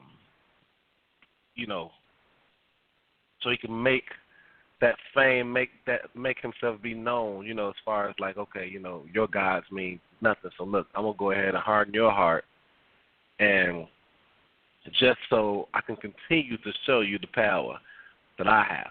And when you look at this right here, he's fulfilling the word of splitting up Israel and putting it into the hands of Jeroboam. And it's like did he cause, Rehoboam, or however you say his name, Rehoboam, to be this harsh to the people? Because it just said right here, the king did not listen to the people, for it was a design. It was designed for him not to listen from Yahweh in order to fulfill his word that Yahweh had spoken through the hand of Ahiah, the Shilonite, to Jeroboam, son of Nebat.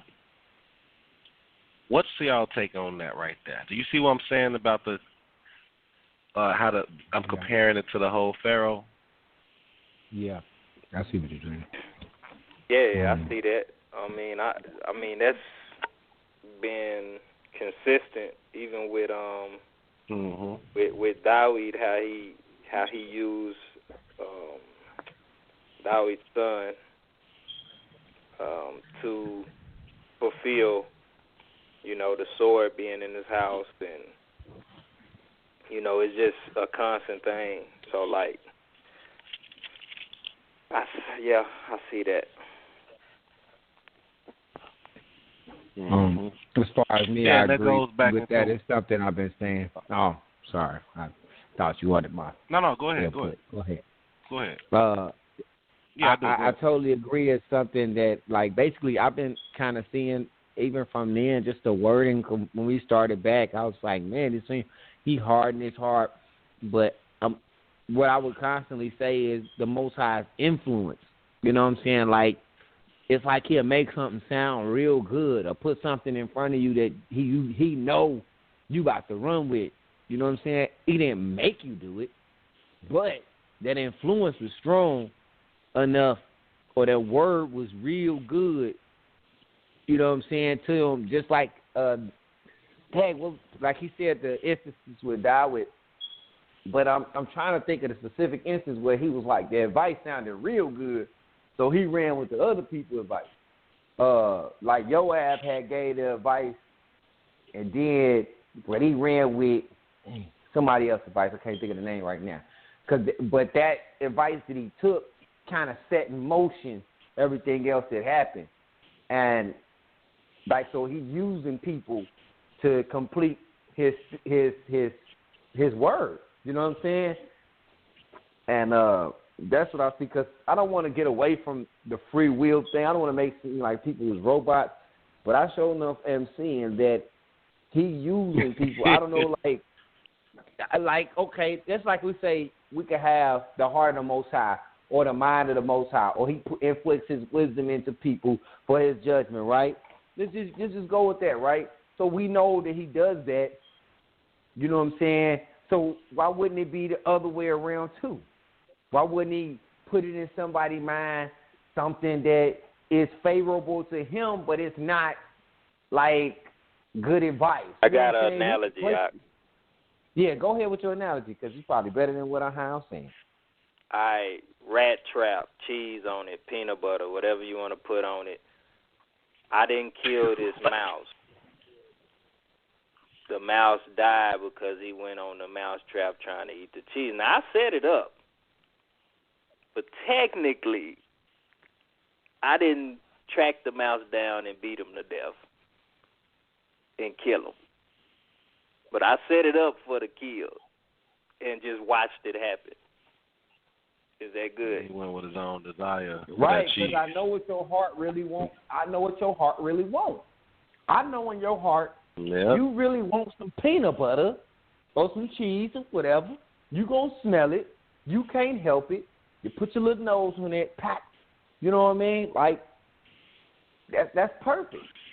And it's the same thing. It's like I'm going to put somebody in your presence that's going to tell you something that I know in your heart, because if his heart was really for the Most High, he would have sought the Most High, and he would have said, you know what, I'm for the people, this, that, and the other. But he wanted to do what he did. Like, it wasn't like he didn't want to.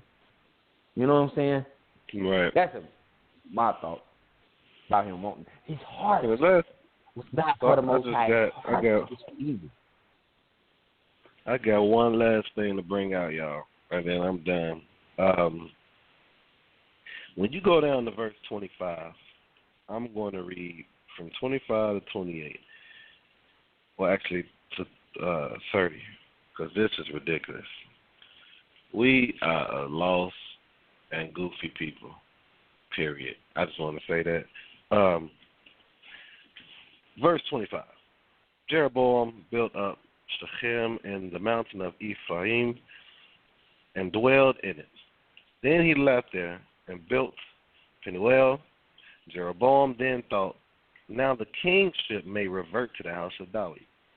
If this people will go up to bring offerings in the temple of Yahweh in Jerusalem, the heart of this people will revert to their Lord, to Rehoboam, I could never say that word, king of Judah, and they will kill me and return to Rehoboam, king of Judah. Now watch this. The king took counsel, and he made 2 golden calves. And he said to the people, it is too far for you to go to Jerusalem. These are your gods, O Israel, who brought you up from the land of Egypt. What?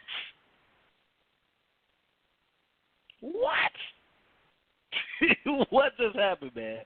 Bruh, the same thing with the daggone bull.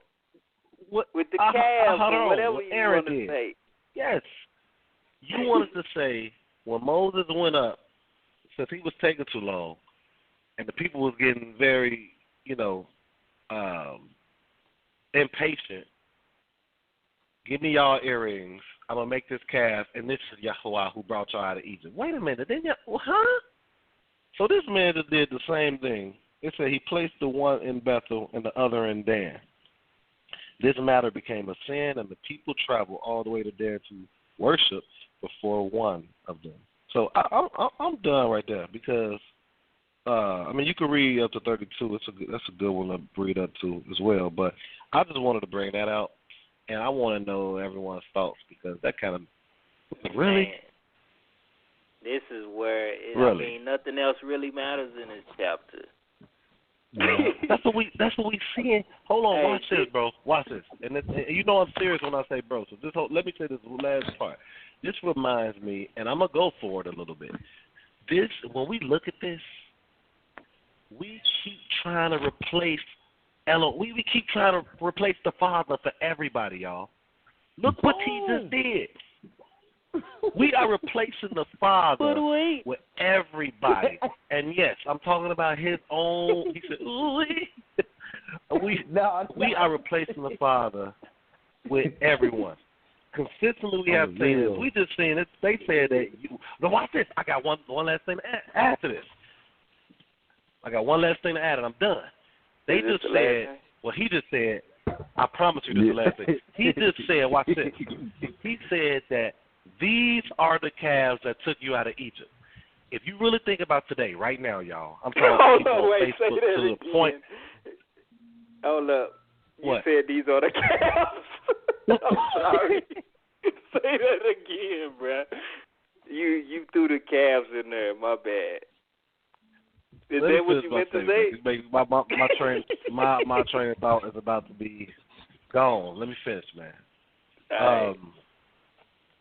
They said that he said that both of them, Aaron and this guy, said that this is the God that brought you out of Egypt. When you look at the doctrine today, they say that Jesus is the one in the Old Testament who did this. Don't we see a consistent way of our people and how we do it? They doing the same thing that this guy just did. Case closed. Done. No more to say. That's too heavy, man. Hold on, wait a minute. Let me take this back real quick. Let me rewind what you just said. I'm just a little bit. Did you just say that Aaron and this guy Rehoboam? No, this is Jeroboam right here. This is Jeroboam right here. Yeah, this is Jeroboam. This crazy. He's supposed to be the. And said, "This is who brought you out of Egypt. This is who you need to serve now. Let me give you an image, a calf, right? Some hoof animal, and nowadays it's replaced with a lamb. It ain't no different. It's still some four-legged hoof animal that done brought you out, but you just gave them an image, a different image, but spiritually you looking at a lamb and physically they looked at a calf. Is that what you just said, or did I add words in your mouth? I don't want to put no words in your mouth. No, that's what I said, and I didn't know where y'all was going with the calf thing, but now I see what you just took. You just took it to a different place. That is what I was aiming at, though. Yes, and that just this whole part right here. When I read it, it just like really put emphasis on it. Now I'm like, wow, come on, man, irrefutable. Hey, real quick, for those that's listening online, if you want to continue this dialogue, we should just go a little bit over, not too much. You're going to have to call in to continue for the overtime portion. The number is 516-595-8238. Number again is 516-595-8238. We're going to go a little bit over, unless you want to go back and listen to the archive for about 10 minutes, 10 to 20 minutes. I don't know how long this conversation going to go, but I think the point is made. I'm going to just speak my little tad bit on it. But, yeah, that's real, super real heavy. But I just want to get into the depths. You know what I'm saying? I want to get like Brother Mercy and go to the bottom of this ocean. I'm about to put my scuba gear on. And we about to go see what's down here. But I just want to go back to the whole mindset and concept that and this hit me. Go ahead, man. Rehoboam did. You know what I'm saying? Like, he was like, this was his whole thought process. He thought about it. He said, man, the feast days finna come up. They gonna have to go back to where the Most High placed his name, which is in Yehuda, in Yerushalayim, and they gonna go up there, and that's gonna cause them to go back, because like he said, it was split. So they were serving him down in the other places, but we know where the Most High Ark and everything else is, where they had a feast and everything at, is there where Yehuda is, or Judah. So he was like, they're going to have to go there, and they're going to end up wanting to serve him again, and I'm going to lose my portion. I'm going to lose my reign. He didn't want to do that. So he got desperate measures. Now this shows you what people do, how far they'll go. The people under subjection to their reign. Now I'm finna get deep. I ain't going to go ahead. I'm going to just give you the whole mentality of this thing. I'm going to get into some psychiatry type of stuff. I'm going to get you into the mind of this man. So he was thinking, I got to do something. I got to put something in place to keep these people under my subjection. Because if they go back and do the things that they are appointed to do according to Torah, I'm going to lose them. So I got to set something up to suffice for these people. So he goes and make the calves, but not, was it calves on this one? He made some statues. Yeah, okay. this is calves. This is two separate calves on two places. So they can. Okay. So because so many of them, there was two different places. These right, calves because he was over all 10 tribes. Yeah. Right. So it was calves. But he didn't want. But we know what the word of the Most High say. They supposed to travel from wherever they at and go up to the high place, the highest of the high places, where he placed his name. And we already seen that Shlomo or Solomon made the house of the Most High, and that's where he placed his name, and that's where they supposed to go, right? So he, that's the instruction. He saw that as a threat to his reign. So he made these calves, right? Because they supposed to go up there. That's where the Most High name is. That's where he's supposed to be. Now, the crazy part about it, when we go back to the whole Moshe situation, what did they do? They had a feast. It was feast time when they made this calf. Again, it's feast time. And he trying to think of a plan because they feel like, they supposed to feast in the presence of the Most High. So this is what they do. And what's not even, what's even more crazy is that he said, this is the feast, right? This is the God. Behold thy gods. Now this is multiple. Right. He said, behold thy gods. Now, I believe that they translated this as gods, multiple, because it's not talking about the Most High. You know what I'm saying? And also that it's two calves of gold. But it's the same word there, Elohim, right? So, that brought thee out of the land of Egypt. Now, they always referring this to that brought them out the land of Egypt because that's what everybody know. That was like his major thing that he did that everybody knew about. You know what I'm saying? And the crazy part, though, is that he ordained a feast in the 8th month and on the 15th day of the month. Now, I know probably O could help me out with this, or Udiel, or Shema, or Mercy. Is this in line with a feast that was established, or is this a whole separate feast that he made? It's a whole separate feast. It's a whole nother feast. Yep. I looked into that, definitely. That's a whole nother day. They just made this up.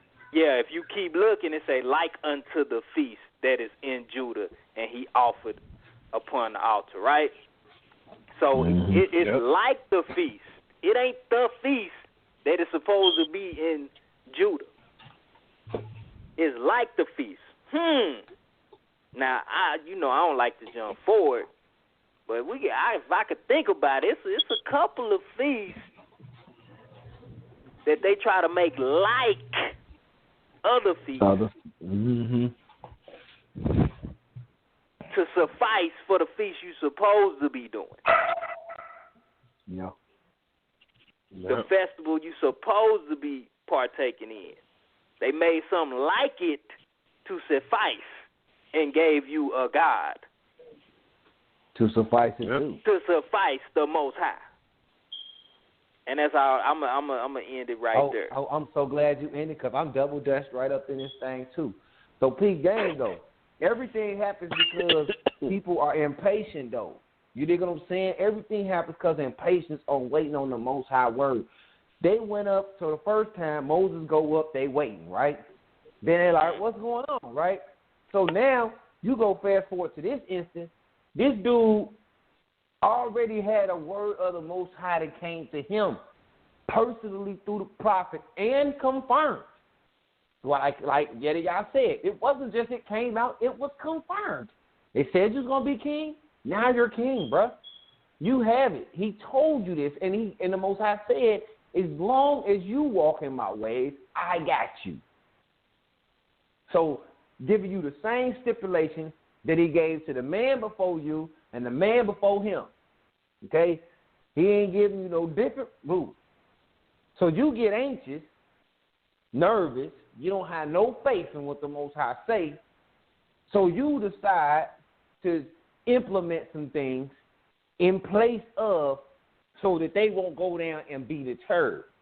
All right? We know what they do know is the psychological thing that Aaron knew that we not even paying attention to, and the psychological thing that this dude Jeroboam knew that we're not paying attention to is you have an invisible God that you serve.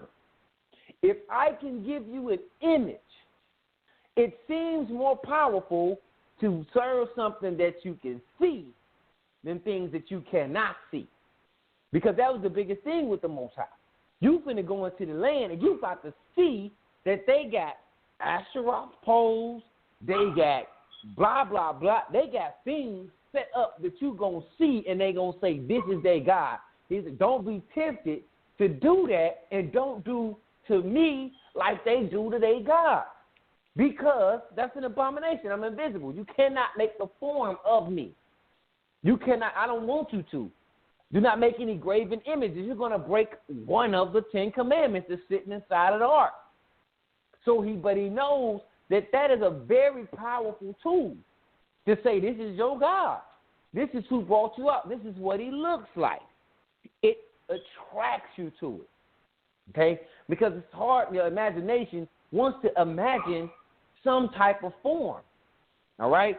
So the impatience comes, or I say unfaithfulness, come on what the Most High say, and this is what he sets up. Now, Pete Game in 31, it says, and he made the house of high places and made priests from all sorts of people who were not the sons of Levi. Okay? That's in 31. So not only did he set up some calves and set up a different feast day, he set up a new order of priests that had nothing to do with the original priests. They wasn't even out of the same lineage, something that the Most High did not sanction. All right? Fast forward it to today's age. We got priests all over the place. We got priests from they ain't even saying they part of no tribe. Ain't got no lineage, can't track a lineage, but they priests according to what they do. And they're worshiping according to an image that they set up as a God equal to, this is the same God that brought you out of Mitzrayim. He is the Lamb. I'm going to just keep it real because this is what's going on in churches. So now you even got pictures, I've seen them, with Jesus on one side and a lamb on the other. So what do you do when you looking at this one that you call God, your God, this lamb, with other days, Easter, and everything else, Christmas, that you have attributed to this God, but given him the Most High power, the Most High attributes, the Most High name, and everything else that you can give to him. I've literally heard people take the God, the Most High, out of the Old Testament and said everything that God did in the Old Testament, that is this guy. You've taken him out and put a lamb in his place. You put priest in his place. Why? Because the salvation, the word of the Most High came to, and y'all, it took too long. And then also people have put this in place, like the Yada said. I'm not even going to go into that. But it's easy to look upon something that someone had told you was your God for mind control, to keep you under subjection, to keep you to not go and do exactly what the Most High did. So now you've got different rules, different priests, an image. You've broken all the rules. It's going right back to the original. History repeats itself. Just different people doing it in different instances. All they got to do is look in our book and see our failures. All they have to do is go back and say, well, how did they mess up before? No, images, gods. All right, feast day. All right, let's just do this. Replacing. Replace. Let's do the same thing. Continuing do the to same replace. thing they did before. But this is the biggest one. This golden calf ain't been nowhere. And he's staying. I'm just saying. I'm dropping the mic. Well, that's your chocolate. Did you have anything else to add? You did, yeah, and then we're gonna open the floor for the listeners if they have anything, and then get ready to close it out. Have an early show today. Yeah, man, I'm gonna leave where it is. He dropped the mic, man. I ain't gonna pick it back up, man. I just leave that for my closing statement. All right. Anybody that's listening in right now, if you have anything to say, press 1 to come in the queue so we can see and bring you in. If not, then we're going to close out. Okay, I see Sister Hakma, I believe. Once we're done with allowing the callers to comment or question or anything of that nature, then we're going to allow panelists to close out, and we're going to go in the order of Yedid Yah, Orech, and then myself, and I'm going to close us out in prayer. All right, Sister Hakma, you're live. Shalom. Can you guys hear me? Shalom. I wasn't sure if my phone is on mute because I don't have my phone. Shema. Okay. I did not get to hear the show at all, you guys, but I did get to hear something that I just posted on someone's page today. So I don't know if you guys try to end this show early today. I got somewhere to be. But however, he was talking about how, in the biblical days, I do call them the biblical days, that they were trying to replace the Most High. And I've noticed that myself, as of today, we're also trying to replace the Most High. So I asked the question on Facebook, so I'm going to ask you guys a question. Did the people, and I mean the people of today, are they using Jesus, Yahusha, Yahweh, whatever y'all want to call him, to replace the Father today? I noticed that he gets a lot of reverence, more than I'll ever give him. And everyone always talks about Jesus this and Jesus that. I don't get to hear about what the Father is doing. So if I did get in on the end of this, but I did get to hear a lot of that was saying. And is that the same thing that they did there? They used priests, and they used calves, and they used crosses, and they used laws, and they used whatever they used to replace the Father. Is that the same thing they're doing today, replacing the Father with Jesus? That's my question I have before you guys. We could go in that order if you like. Okay, I go ahead and go first.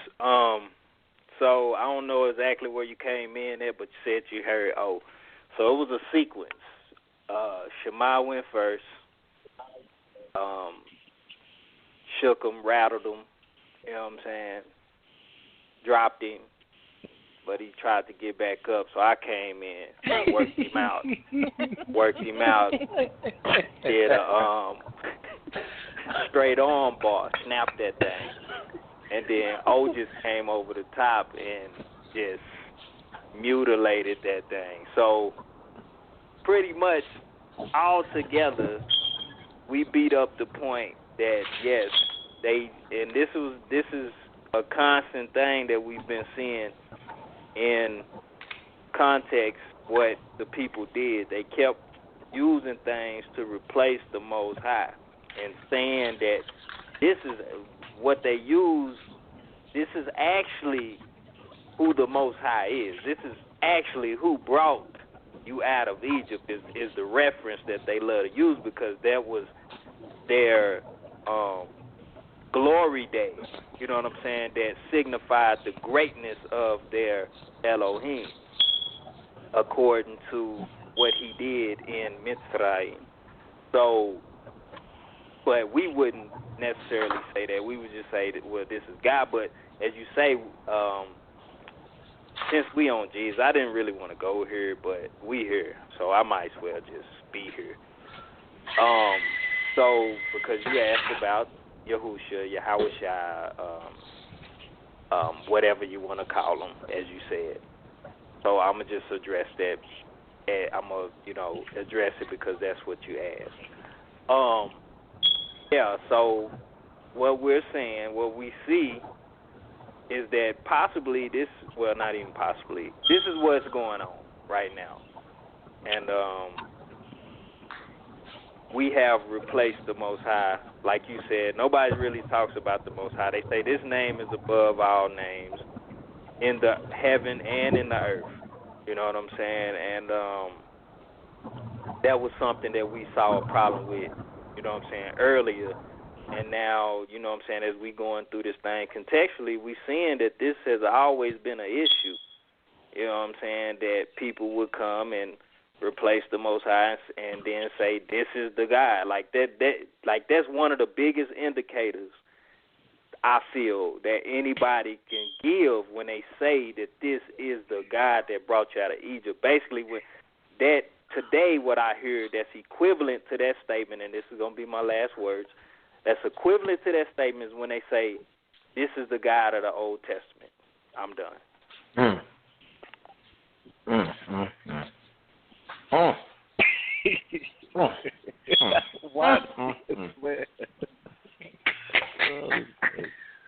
So why you gonna go with this? Is my turn. I don't want to cut nobody off. This is your turn, man. Go ahead. Oh, my head hurt right now. In reply to Sister Hart, that's exactly what is being said by myself, and of course, Yah just confirmed that's what he's saying for himself. And that's all we can speak for is ourselves, at this time, until somebody else confirms it or whatever. So, yes, what I see a lot of going on Facebook, just as you have said, all attributes has been given to Jesus. That was like the icing on the cake. This is the God of the Old Testament. This who spoke to Moses.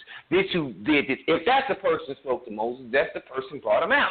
This is the angel that was before them. This is the rock that followed. I'm talking about he fed them, clothed them, drank them, gave water, all this other stuff. He did everything. The Most High did nothing.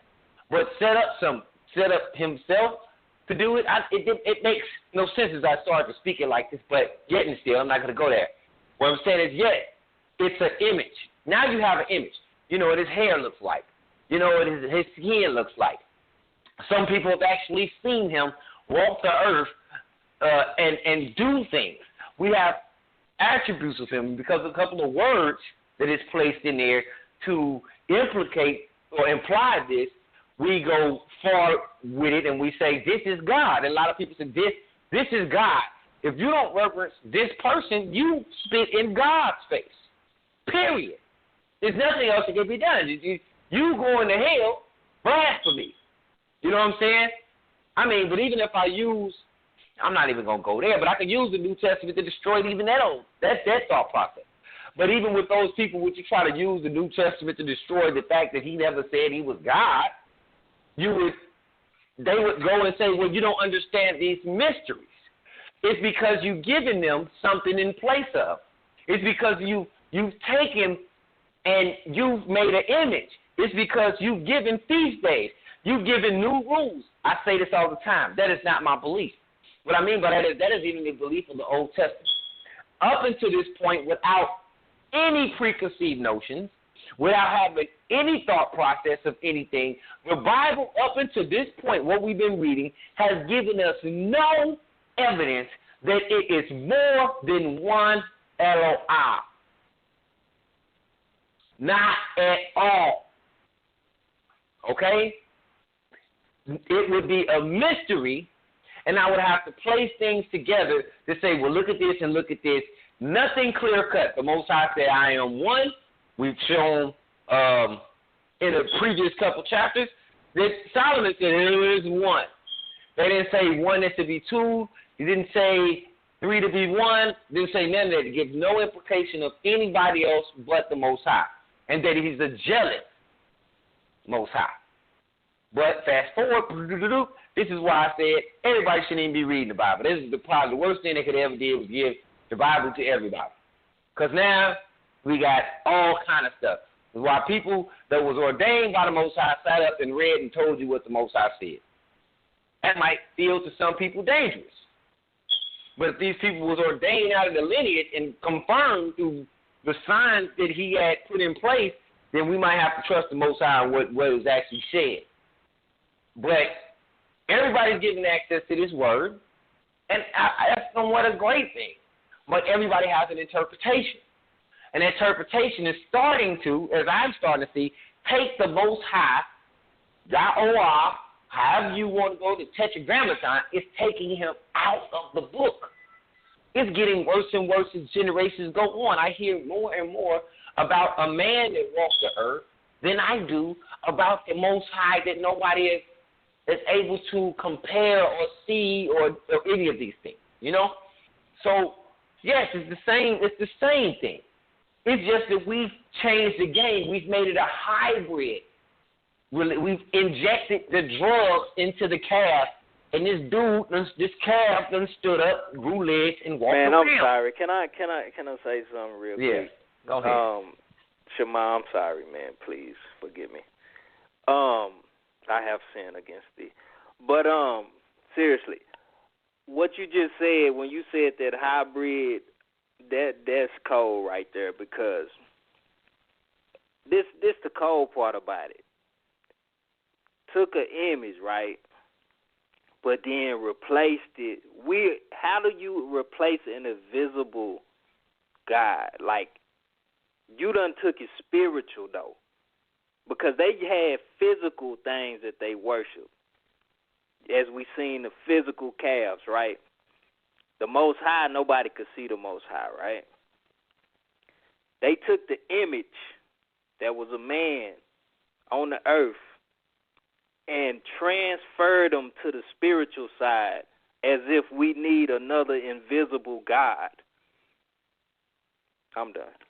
And Brother Mercy, I see you in the queue. We're going to get to you in 1 second.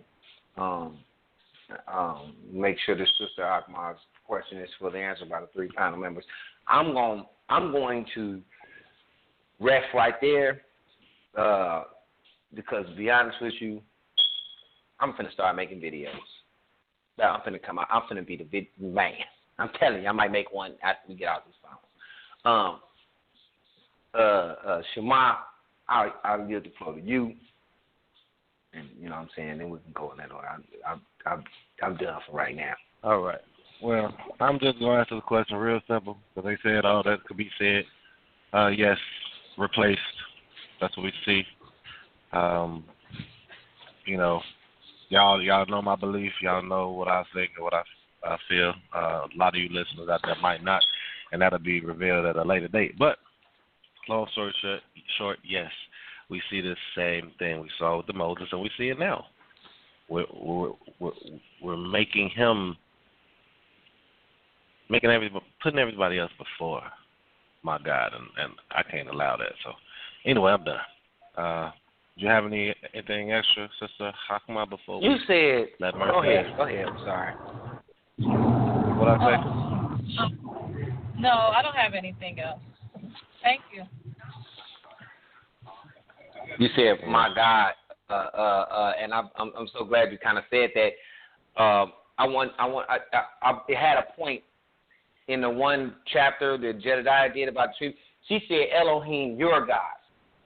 Like, she gave reference to Elohim, your God. You know what I mean? It was just something when you said, my God. It was a possessive. And people could recognize your God as being powerful, but that don't mean that that's their God. As we see previously in Scripture, but and to be honest with you, that's where I'm at right now. You know what I'm saying? You can spit his name out all day, but if you ain't lining up with how he already got these systems put in place, and you got a whole different system going up, that's not my God. Now, however you want to make him feel and look and be in your religion, your culture, that's your God. I can't tell you what kind of religion you got made up and what your God looked like and what he did. What I have a problem is when you come on my side and say, no, we got the same God. No, we don't. Not according to Scripture. We don't. My God, I ain't never seen him. He invisible. Your God is walk to earth. My God been here. He ain't got to walk. He been here beforehand. My L don't have legs. Wait, he said my God don't got to walk. Oh, my goodness. I'm done. Bring Mercy in, Joe. Oh. All right, yeah. Phone there. All right, Brother Mercy. Sorry for the delay. I don't know how long you've been in the holding. But Sister Hogmob, you prayed for one to get you out, so we know you out, and if you have to come back in. And then Brother Mercy, we brought you in. Okay. Happy Sabbath. Wait, Brother Mercy.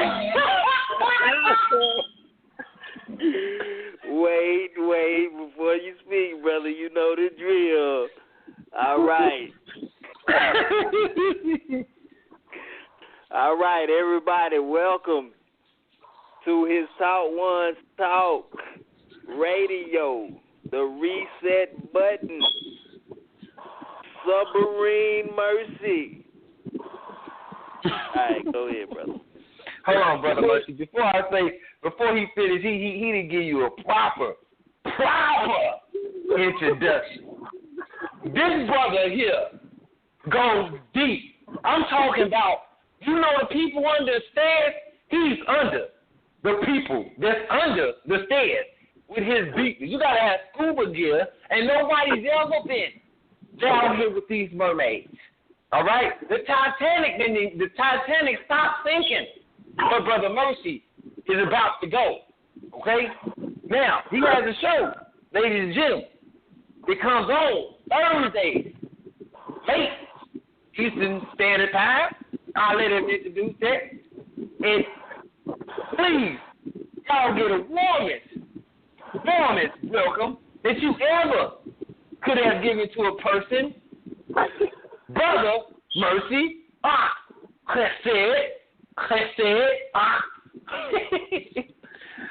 Come on in, brother. I appreciate the warm welcome, brothers. I appreciate that. And, happy Sabbath to all three of you brothers. Happy Sabbath to everyone who's listening. And thank you for the welcome. I wanted to say, though, normally, in my take on this, is that normally the prophets of the Old Testament were normally rebuked, criticized, put down, persecuted by their own people. That's why I see in the Old Testament. In regards to the Yeshua thing, I would like to go to Exodus chapter 7, verse 1, and we see here Moses, it says Elohim in the ISR for Moses. So, I mean, how do we explain that, brothers? Okay, let me go to Exodus chapter 1. Y'all know how I am. In 7 and 1, you said? 7 and 1. Okay, I'm going to read it for these brothers. If y'all don't mind, I'll read out a KIG. I can do an ISR. It's just the KJV popped up first. And the Lord spoke unto Moshe, or Moses, see, I have made thee a god to Pharaoh, and Aaron, thy brother, shall be thy prophet. ISR, like he was just saying, I don't know. And Yahweh said to Moshe, see, I have made you an Elohim to Pharaoh, and Aaron, your brother, is your prophet. That is the scripture for everybody to know exactly where he's coming from. And your question, Brother Mercy, is that second Elohim? I made you an Elohim to prophet? Yeah. To Pharaoh? Yeah. Okay. Anybody? I know they're gonna say the same thing I say, but I don't want to hog it. I just read the chapter, the verse. So if somebody wants to go. I could come in and say, this is when. Yep. Go ahead. I come in and this is when this goes into the whole translations that we all speak of. Context. What was he to Pharaoh? Elohim doesn't just mean God. Elohim means ruler. Elohim means judge. You know, so that's why, like perfect example. I didn't bring it out, but we brought up the worship. We brought up 2 or 3 different words for worship. Shakah, Ebed, and Kalal, I think it is, if I'm not mistaken. All used differently in context of what the scripture is speaking of. This is the only issue, or one of the issues I have with the translation. Not to knock on it, but this is just truth. So to answer your point simply, in context, it's not talking about an actual God. It's not talking about actual power from a standpoint of divinity. It's talking about a ruler or a judge. He was in place as a judge or a ruler in that sense. That's my answer. I can't speak for these 2 gentlemen, but I allow them to answer your question. All right, let me get a shot at it. First off, I would like to say, in reference to what Brother Shemai is saying, Elohim can actually be used in different words. When we go to the very essence of the root word El, it translates as power. In this, I can take this and say to myself that I have made you an Elohim to Pharaoh would then mean that I have made you a powerful one to Pharaoh. And what we saw when we read contextually, Pharaoh actually contributed the power and miracles that was going on to Moshe. He told Moshe to make it stop. Or he told Moshe, he said that Moshe was doing this. But it was actually the Most High that was granting him the power to do this. It was actually the Most High, the omnipotent, powerful one that was making these things happen. And so that's how I concretely visualize this in thought. This is what I see, the power that was granted to Moshe to perform these miracles upon the command of the Most High, as he told him to stick his staff out and do all this stuff. It was on command of the Most High. Real quick, let me add to what he just said real quick, because I know he about Orek about to come on. Check this out. Pharaoh and Pharaoh at that point, I believe it was, still acknowledged that the Father was God. Pray to your God. They didn't call him God. He didn't call Moses God. So we gotta put that into this situation we're trying to bring out right here too. They didn't do what we're seeing that they did with Moses, or what they did with Jeroboam, or whatever you say his name, or what they're doing today.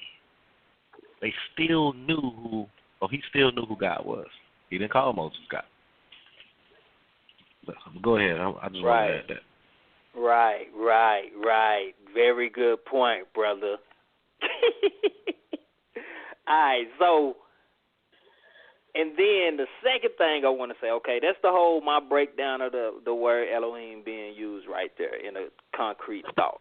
Okay, then what I secondly want to say to you, Brother Mercy, is that this does not negate the fact of what we're seeing contextually, that they replaced, because Pharaoh did not replace the Most High with Moshe.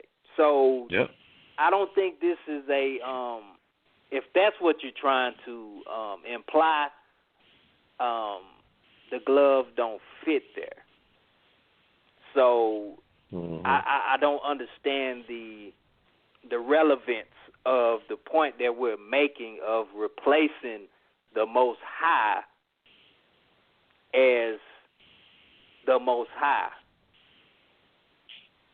Saying that because nobody said, well, people did actually say, you know what I'm saying, that Moshe did this and did that, but we seen that was a mistake. It was never Moshe. It was always supposed to be attributed to the Most High, and that is the main point that I'm making in my stance, is that when people say that this person is the one that brought them out of Egypt, because this was always given to the Most High, the Tetragrammaton, Yod, Hey, Wow, Hey, Jehovah, whatever you want to say, but it was always, the glory of that event was always supposed to be given to the Most High and not to nobody else. But the glory has been given to another. And I'm going to end right there. And but wait, I'm going to slide right on in and say what I got to say, but I'm going to bring the scriptures that you even brought out, and I'm just going to say it like this. Of course, everything they said, I agree with as far as Elohim and stuff like that, but since they brought that up, I don't need to say anything about that. It's for the sake of time. All right? Here's to show the context of everything that you're speaking of and how the people would view someone and how the Most High is separate from all that. Here, it's a difference in how we, as Israelites, Hebrews, however you want to call us, whatever, your people that follow this word, how we should be looking, point blank, period, and that terminology. Yes, that terminology says, I'll make you an Elohim to him, and Aaron will be your prophet. Nothing wrong with that in the sense of what was going on. But look at how the Most High is talking to Moshe and what they understood. All right? First off, you go to 2, you shall speak what I command you. All right? The Most High never said, and you will be my Elohim or a ruler over me or like me or on the same instance of me. He said that you would be, I have made you an Elohim to Pharaoh. Okay? That's like certain people look at certain people higher than them, even in sports. Michael Jordan was like, lack of better terms, just using an Elohim to everybody that played against Michael Jordan in his day. Because when he stepped on the court, he demanded presence, he demanded respect, and you was going to respect him. Allen Iverson was the same as a couple of different people that was the same. It's just when they're there, you know they're there. When they walk in a room, they demand attention. Does that mean they're God? No. It's just that they are elevated to the minds of the people that elevate them. All right? But here's the separation. 5, and all the Mizrahites or Egyptians shall know that I am Yahuwah. When I stretch out my hand on Mizraim, I bring the children out of Israel, out from among them. So here's that brought you out of Mizraim. He told you who he was, what he's going to do, and how everybody's going to know it. So going back to where he says that the person that brought you out of Egypt, their Savior, you know what I'm saying? This is their event, who it's attributed to, and how everybody's going to know it. Now we fast forwarded and we somehow forgot who did it. The name has changed. All right? Even if you want to go down a little bit, when Pharaoh asked, he said, All right, 16, and I shall say and you shall say to him, Yahweh, the Elohim of the Hebrews has sent me to him, to you, saying, let my people go, so that they serve me, worship me, in the wilderness. Okay? Not no calf. Exactly. Exactly. So now, he didn't say Moshe was the Elohim of the Hebrews. They later named, though, who is the Elohim of the person he's coming to represent. He's coming in representation of the Most High to give a word to Pharaoh to talk about the people who is the Most High. Can you see that? He didn't. At no point was Moshe. Did Most High say, "Go tell them that you, Moshe, the Elohim of the Hebrews"? At no point did Moshe or the Hebrews think, or not saying think, or did the Most High tell him to tell the Hebrews that he was the Elohim? He knew that he was a servant. And all servants know who they serve. And the highest power would be the one that gets the praise. And that's just a caveat of what they're saying. And I'm going to rest right there. But you know what? Since nobody want to say something, I'm going to say this. Even if, let's just go with the even if. Let's just use everything because you weren't even on the show back then when we did this show on Who is Jesus. It was a while ago, over a year ago, a big show. If it was on there, I know you'd have had a lot to go in and say, you know what I'm saying, with things and scriptures. It was great. But even if we want to use, you know what I'm saying, hey, Jesus could have been a servant, right? Okay, he's a servant of the Most High. Yet and still, none of the servants was never elevated to the position of the Most High until him. Okay? He is actually elevated in some people's eyes. I'm not saying this, I don't know your stand on anything. I'm not assuming this, and I'm not putting this on you or anything like that. We're talking about people that we've encountered. My praise and my prayers go to the Most High. Some people's prayers, their praise go to Jesus, Yeshua, whoever. That's where they're going. They don't even talk to the Most High. They don't even talk to the Father. It's all Jesus. They can be saved from a car accident right now. The first words come out their mouth is, "Thank you, Jesus." As if Jesus swooped down and did it. If Jesus was like, "Father, help that person," and that's how it happened. Maybe that's the perception that they're given inside of the denomination that they go to. I'm not sure. All I know is that the servant, if that's according to what I read in the New Testament, he was a servant. He even told himself he was a servant. That servant was elevated to the Most High. But even to go deeper into that, he's elevated as the Most High. He has an image, and he also has an animal recognition. Okay? So not only do you have the animal recognition like they had in the wilderness, you have a human image. You have dual things that you can look at.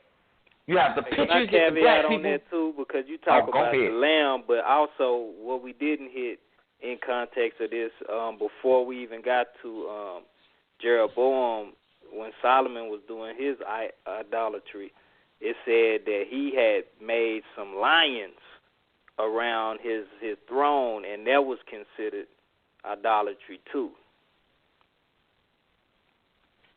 But you can go back to animals, man. But let's keep it real. To be honest with you, let's go back to Egypt. I love going back to Egypt. Brother Ulrich loves going back to Egypt. I had to use Brother Murphy thing. Love his genealogy. In Egypt, they served all kind of different gods. And their gods had animal or insect or some type of animal. They all animals to me. Form. Okay? They either took on some kind of animal form or they was some type of animal form. I mean, even Dagon was a fish head. Like, animal form type of God is astronomical to what their gods would represent. And I wish I can start talking about some of these prophecies, but I'll wait. For anybody that's listening, I promise you, when this starts getting down to it, just remember what I'm saying today, because I'm going to remember. All right? Remember that animal forms always was a form of some type of God of everybody else. some form, some way, they had some kind of animal that represented it, or something of that nature. A lot of them. I can't say all because there's a lot of gods. A lot of them. Okay, Egypt had a grip of them. All right, if you even think about the god of death, what's his name? Whatever. He has a jackal head. All right. One of the gods had some type of wings. I mean, and I don't know him right off top. I didn't really go study deeper to the Egyptology and all that stuff. I just know for sure of what I've seen and what I read. I just ain't pinpoint on the names. You go back to Genesis, we'll make man in the image of us, of me. I'm going to make man in the image of me. Well, really, when he said in the image of us, he's talking about the angels that he created beforehand, but that could be a whole other story. So we are in the image of the Most High. So we are actually, looking-wise, the most powerful thing as far as like that type of thing, not the most powerful in physical feature, but we carry the image of the Most High. So really, we're supposed to be the image of the Most High to the other people. Oh, I wish I could just go into some of these prophecies about the image of something in some visions, but I'm not. But that's the greatest thing. So what was man given? Man was given dominion over all the beasts of the field. And this is the Most High dominates all the other gods, which is the beast of the field of every other nation, of every other god that ever walked this earth, that be known from these other nations. Just like the beginning. And it's just like going to be just like in the end. That's all I can say of that, of course. I sure enough wish I could bring out some more stuff, because I got way more. But to just stay in conscious of what we've seen, okay, and what we've read so far. So we made in the Most High image, in his likeness. We got the opposable thumbs. We can open up doors. I guess monkeys are the closest thing. I really don't want to look like a monkey. I'm so glad I look like a human. Okay? I mean, you seen Planet of the Apes. You really want all that hair? All right. That's what all about. I'm going to stop right there. You know what I'm saying? Because I can go deeper, but we're going to stop.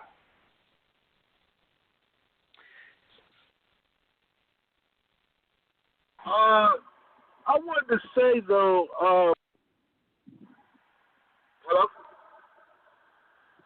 Hello? Go ahead, Brother Mercer. I can hear you. Oh, okay. I wanted to say, though, that the patterns, because I look at patterns, I study patterns in Torah. I don't see the people worshiping the prophets as the Most High. So that doesn't gel well as far as Torah, and that's where I was going with it.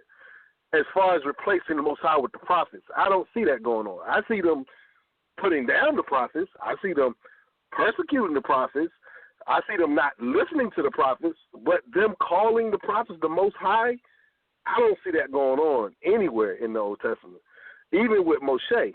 And so the point I was trying to bring out, Exodus chapter 7, verse 1, I think we have to take the interpretation as a God, and I'm going to tell you why, because he has a prophet, and the prophet is Aaron. So normally, if we want to take Elohim to mean just a ruler don't necessarily have prophets. They don't send out prophets. You know, if you're talking about a judge don't have prophets in a courtroom. So, I mean, that don't fit well. But a God, like a God, and I'm not saying the Most High, I'm not saying that, because I'm saying it as equivalent to Psalms 82:6, and that is like children of the Most High God, looking at it in that sense, or children of the Most High. I don't, because Elohim is lowercase in Exodus 7:1. It is a lowercase Elohim, and it's not Yahweh. So, you know, I think there's a distinction there. But I just wanted to say, though, I think, though, I don't see, like, when Sister Hawkma asked the question about the prophets or the servants replacing the Most High, I don't see that in Torah. Now, I see them making things like trees. Can I ask you a question real quick, though? She didn't say that much. Let me ask you a question. That's not what she said. Right. Yeah, go ahead. Go ahead. But let me ask you a question, Brother Mercy. Why was Aaron his prophet? According to Scripture, let's just get this out. Why was Aaron even Moses' prophet? If you remember right off the top of your head, if you don't, just what I'm saying, I could tell you. I'm not going to go to Scripture. No, not believe. Why did the Most High say take Aaron? Let me just say it like that. The Most High told Moses to take Aaron for a specific reason. Okay, yeah, but that's because Moses had made a request. Before, just for the listeners, I want you to tell your listeners, so I can tell them why he told him to take him. Because Moses had made a request that he didn't want to speak. He wasn't eloquent in speech, so he gave him Aaron. Exactly. Right? So, what does and he said he'll be, What does a prophet do? Right. What is one of the things a prophet do? Speak a word. Okay. On behalf. So if Moses not speaking, he needs someone to speak for him. Therefore, exactly. He's a prophet. That's right. So wasn't the elevation that he was giving him as far as for God and Aaron to be the prophet is because Moses was tripping about his speech, and he said, well, you know what, since you tripping about your stuttering problem, and, I'm going to say stuttering problem, take Aaron with you, and he'll be like a prophet. You'll speak what you say that I told you to speak because you don't want to speak to these people because of your speech impediment. So the same thing is the same. If nothing has changed, if we use context, he was afraid to speak to the children of Israel. What makes you think he was going to be able to speak to Moses? One person. Pharaoh, one person. If he was afraid to speak to a multitude of people because of his speech. It's the same instance. So the prophet part and the Elohim part, you know what I'm saying? He said, basically, you'll be like one. You know what I'm saying? And Aaron would be like his prophet. Like one. Yeah, exactly. If Moses was to say that he was to speak, it would have been no need for Aaron. Aaron was only around for the speaking part because of Moses' insufficiency in his mind, not the Most High's insufficiency. The Most High didn't call Moses and Aaron. He called Moses. And to make a stipulation because of what Moses said, that's the only reason Aaron is sitting there being a prophet to him. According to Scripture. Okay, and according to Scripture also, the reason why we have Moses speaking to the people because the people don't want to speak to the Most High. What about that part? I'm not saying nothing's wrong with having Moses in the middle, but the problem is, Hey, y'all. We only got 12 minutes. I think we losing. I'm sorry. I think we losing. The problem, I'm going to bring it right back. Hey, let Shema speak real quick. Yeah, y'all, because y'all not letting me speak. I think we losing sight of the whole point of this. I don't even see. I see what everybody's doing. Answering is great. We edifying the people with the knowledge of why Aaron was the mouthpiece and why the whole Pharaoh and blah blah blah. But I think it's something being missing right now in everything we're speaking about. The point that we was bringing out was how the people elevate. We didn't say prophet. We didn't say prophets or the serpents. We said how the people replace the Most High. They didn't replace the Most High with all the prophets. They replaced the Most High actually with the Jews. They do it with Moses. I think y'all brought that out. But aside from that, they replaced it with, like Oderick was bringing out, animal type, statutes and representation of animals. And it's only a select few of times, the part right now and beforehand, and now we're going to see in the future to where they did that. So the whole conversation was just how we are replacing the Most High with something or someone. That was the basis of the whole conversation was replacing him. Today we have replaced him. Can you agree or disagree with that, Brother Mercy? Not you. I don't know what your firm belief is, but everyone I talked to, even my auntie was just in the hospital bed last night, and they was praying. And who do you think they gave reference to? Not the Father. He wasn't even mentioned. Nobody has ever done that from the old, and I don't even know how we got into this conversation. Honestly, I think this is why you did. Y'all say you really didn't want to go here, but we're here now. You won't see that in the Old Testament. You won't even see that technically in the New. Well, you will see it in the New a little bit, but the one who they are reverencing didn't even do that for his own self. So it's a trend that we're talking about. It's a trend to where the people replaces him. That was the whole point. That was my point anyway that I brought it out. They replace him. And all I want to say is, look, that's basically what I'm about to address. The fact of what is replacing the Most High doesn't really make a difference. Like y'all say, some people might elevate Moses to that fact of like being a god. That's just a hybrid religion. It's a hybrid. It's a calf on steroids. Is you taking the person and making him something that he can never be. Okay? According to Scripture. And it really doesn't matter to me personally what you do with it. It could be an animal, or it could be a doorknob. If you put that doorknob on the level of the Most High because it opens doors for you, you're still wrong. It's not the Most High. All right? That's my main point. Yeah, we did go off a little bit into the prophets and stuff like that, but that's the price of tea in China. It doesn't matter what you elevate. Nothing should be elevated, and nothing should be given. It's the second commandment. Don't make any graven images. I might be wrong. All right, that's that, and I'll rest with that. Yeah, I just want to add in the last end. At the end of the day, all that we are saying, the panel, in agreement, as one man, we're saying that what we've noticed is that through contextual studies, what Israel continues to do is replace the Most High, and it's not even so much of replacing. It's not so much of even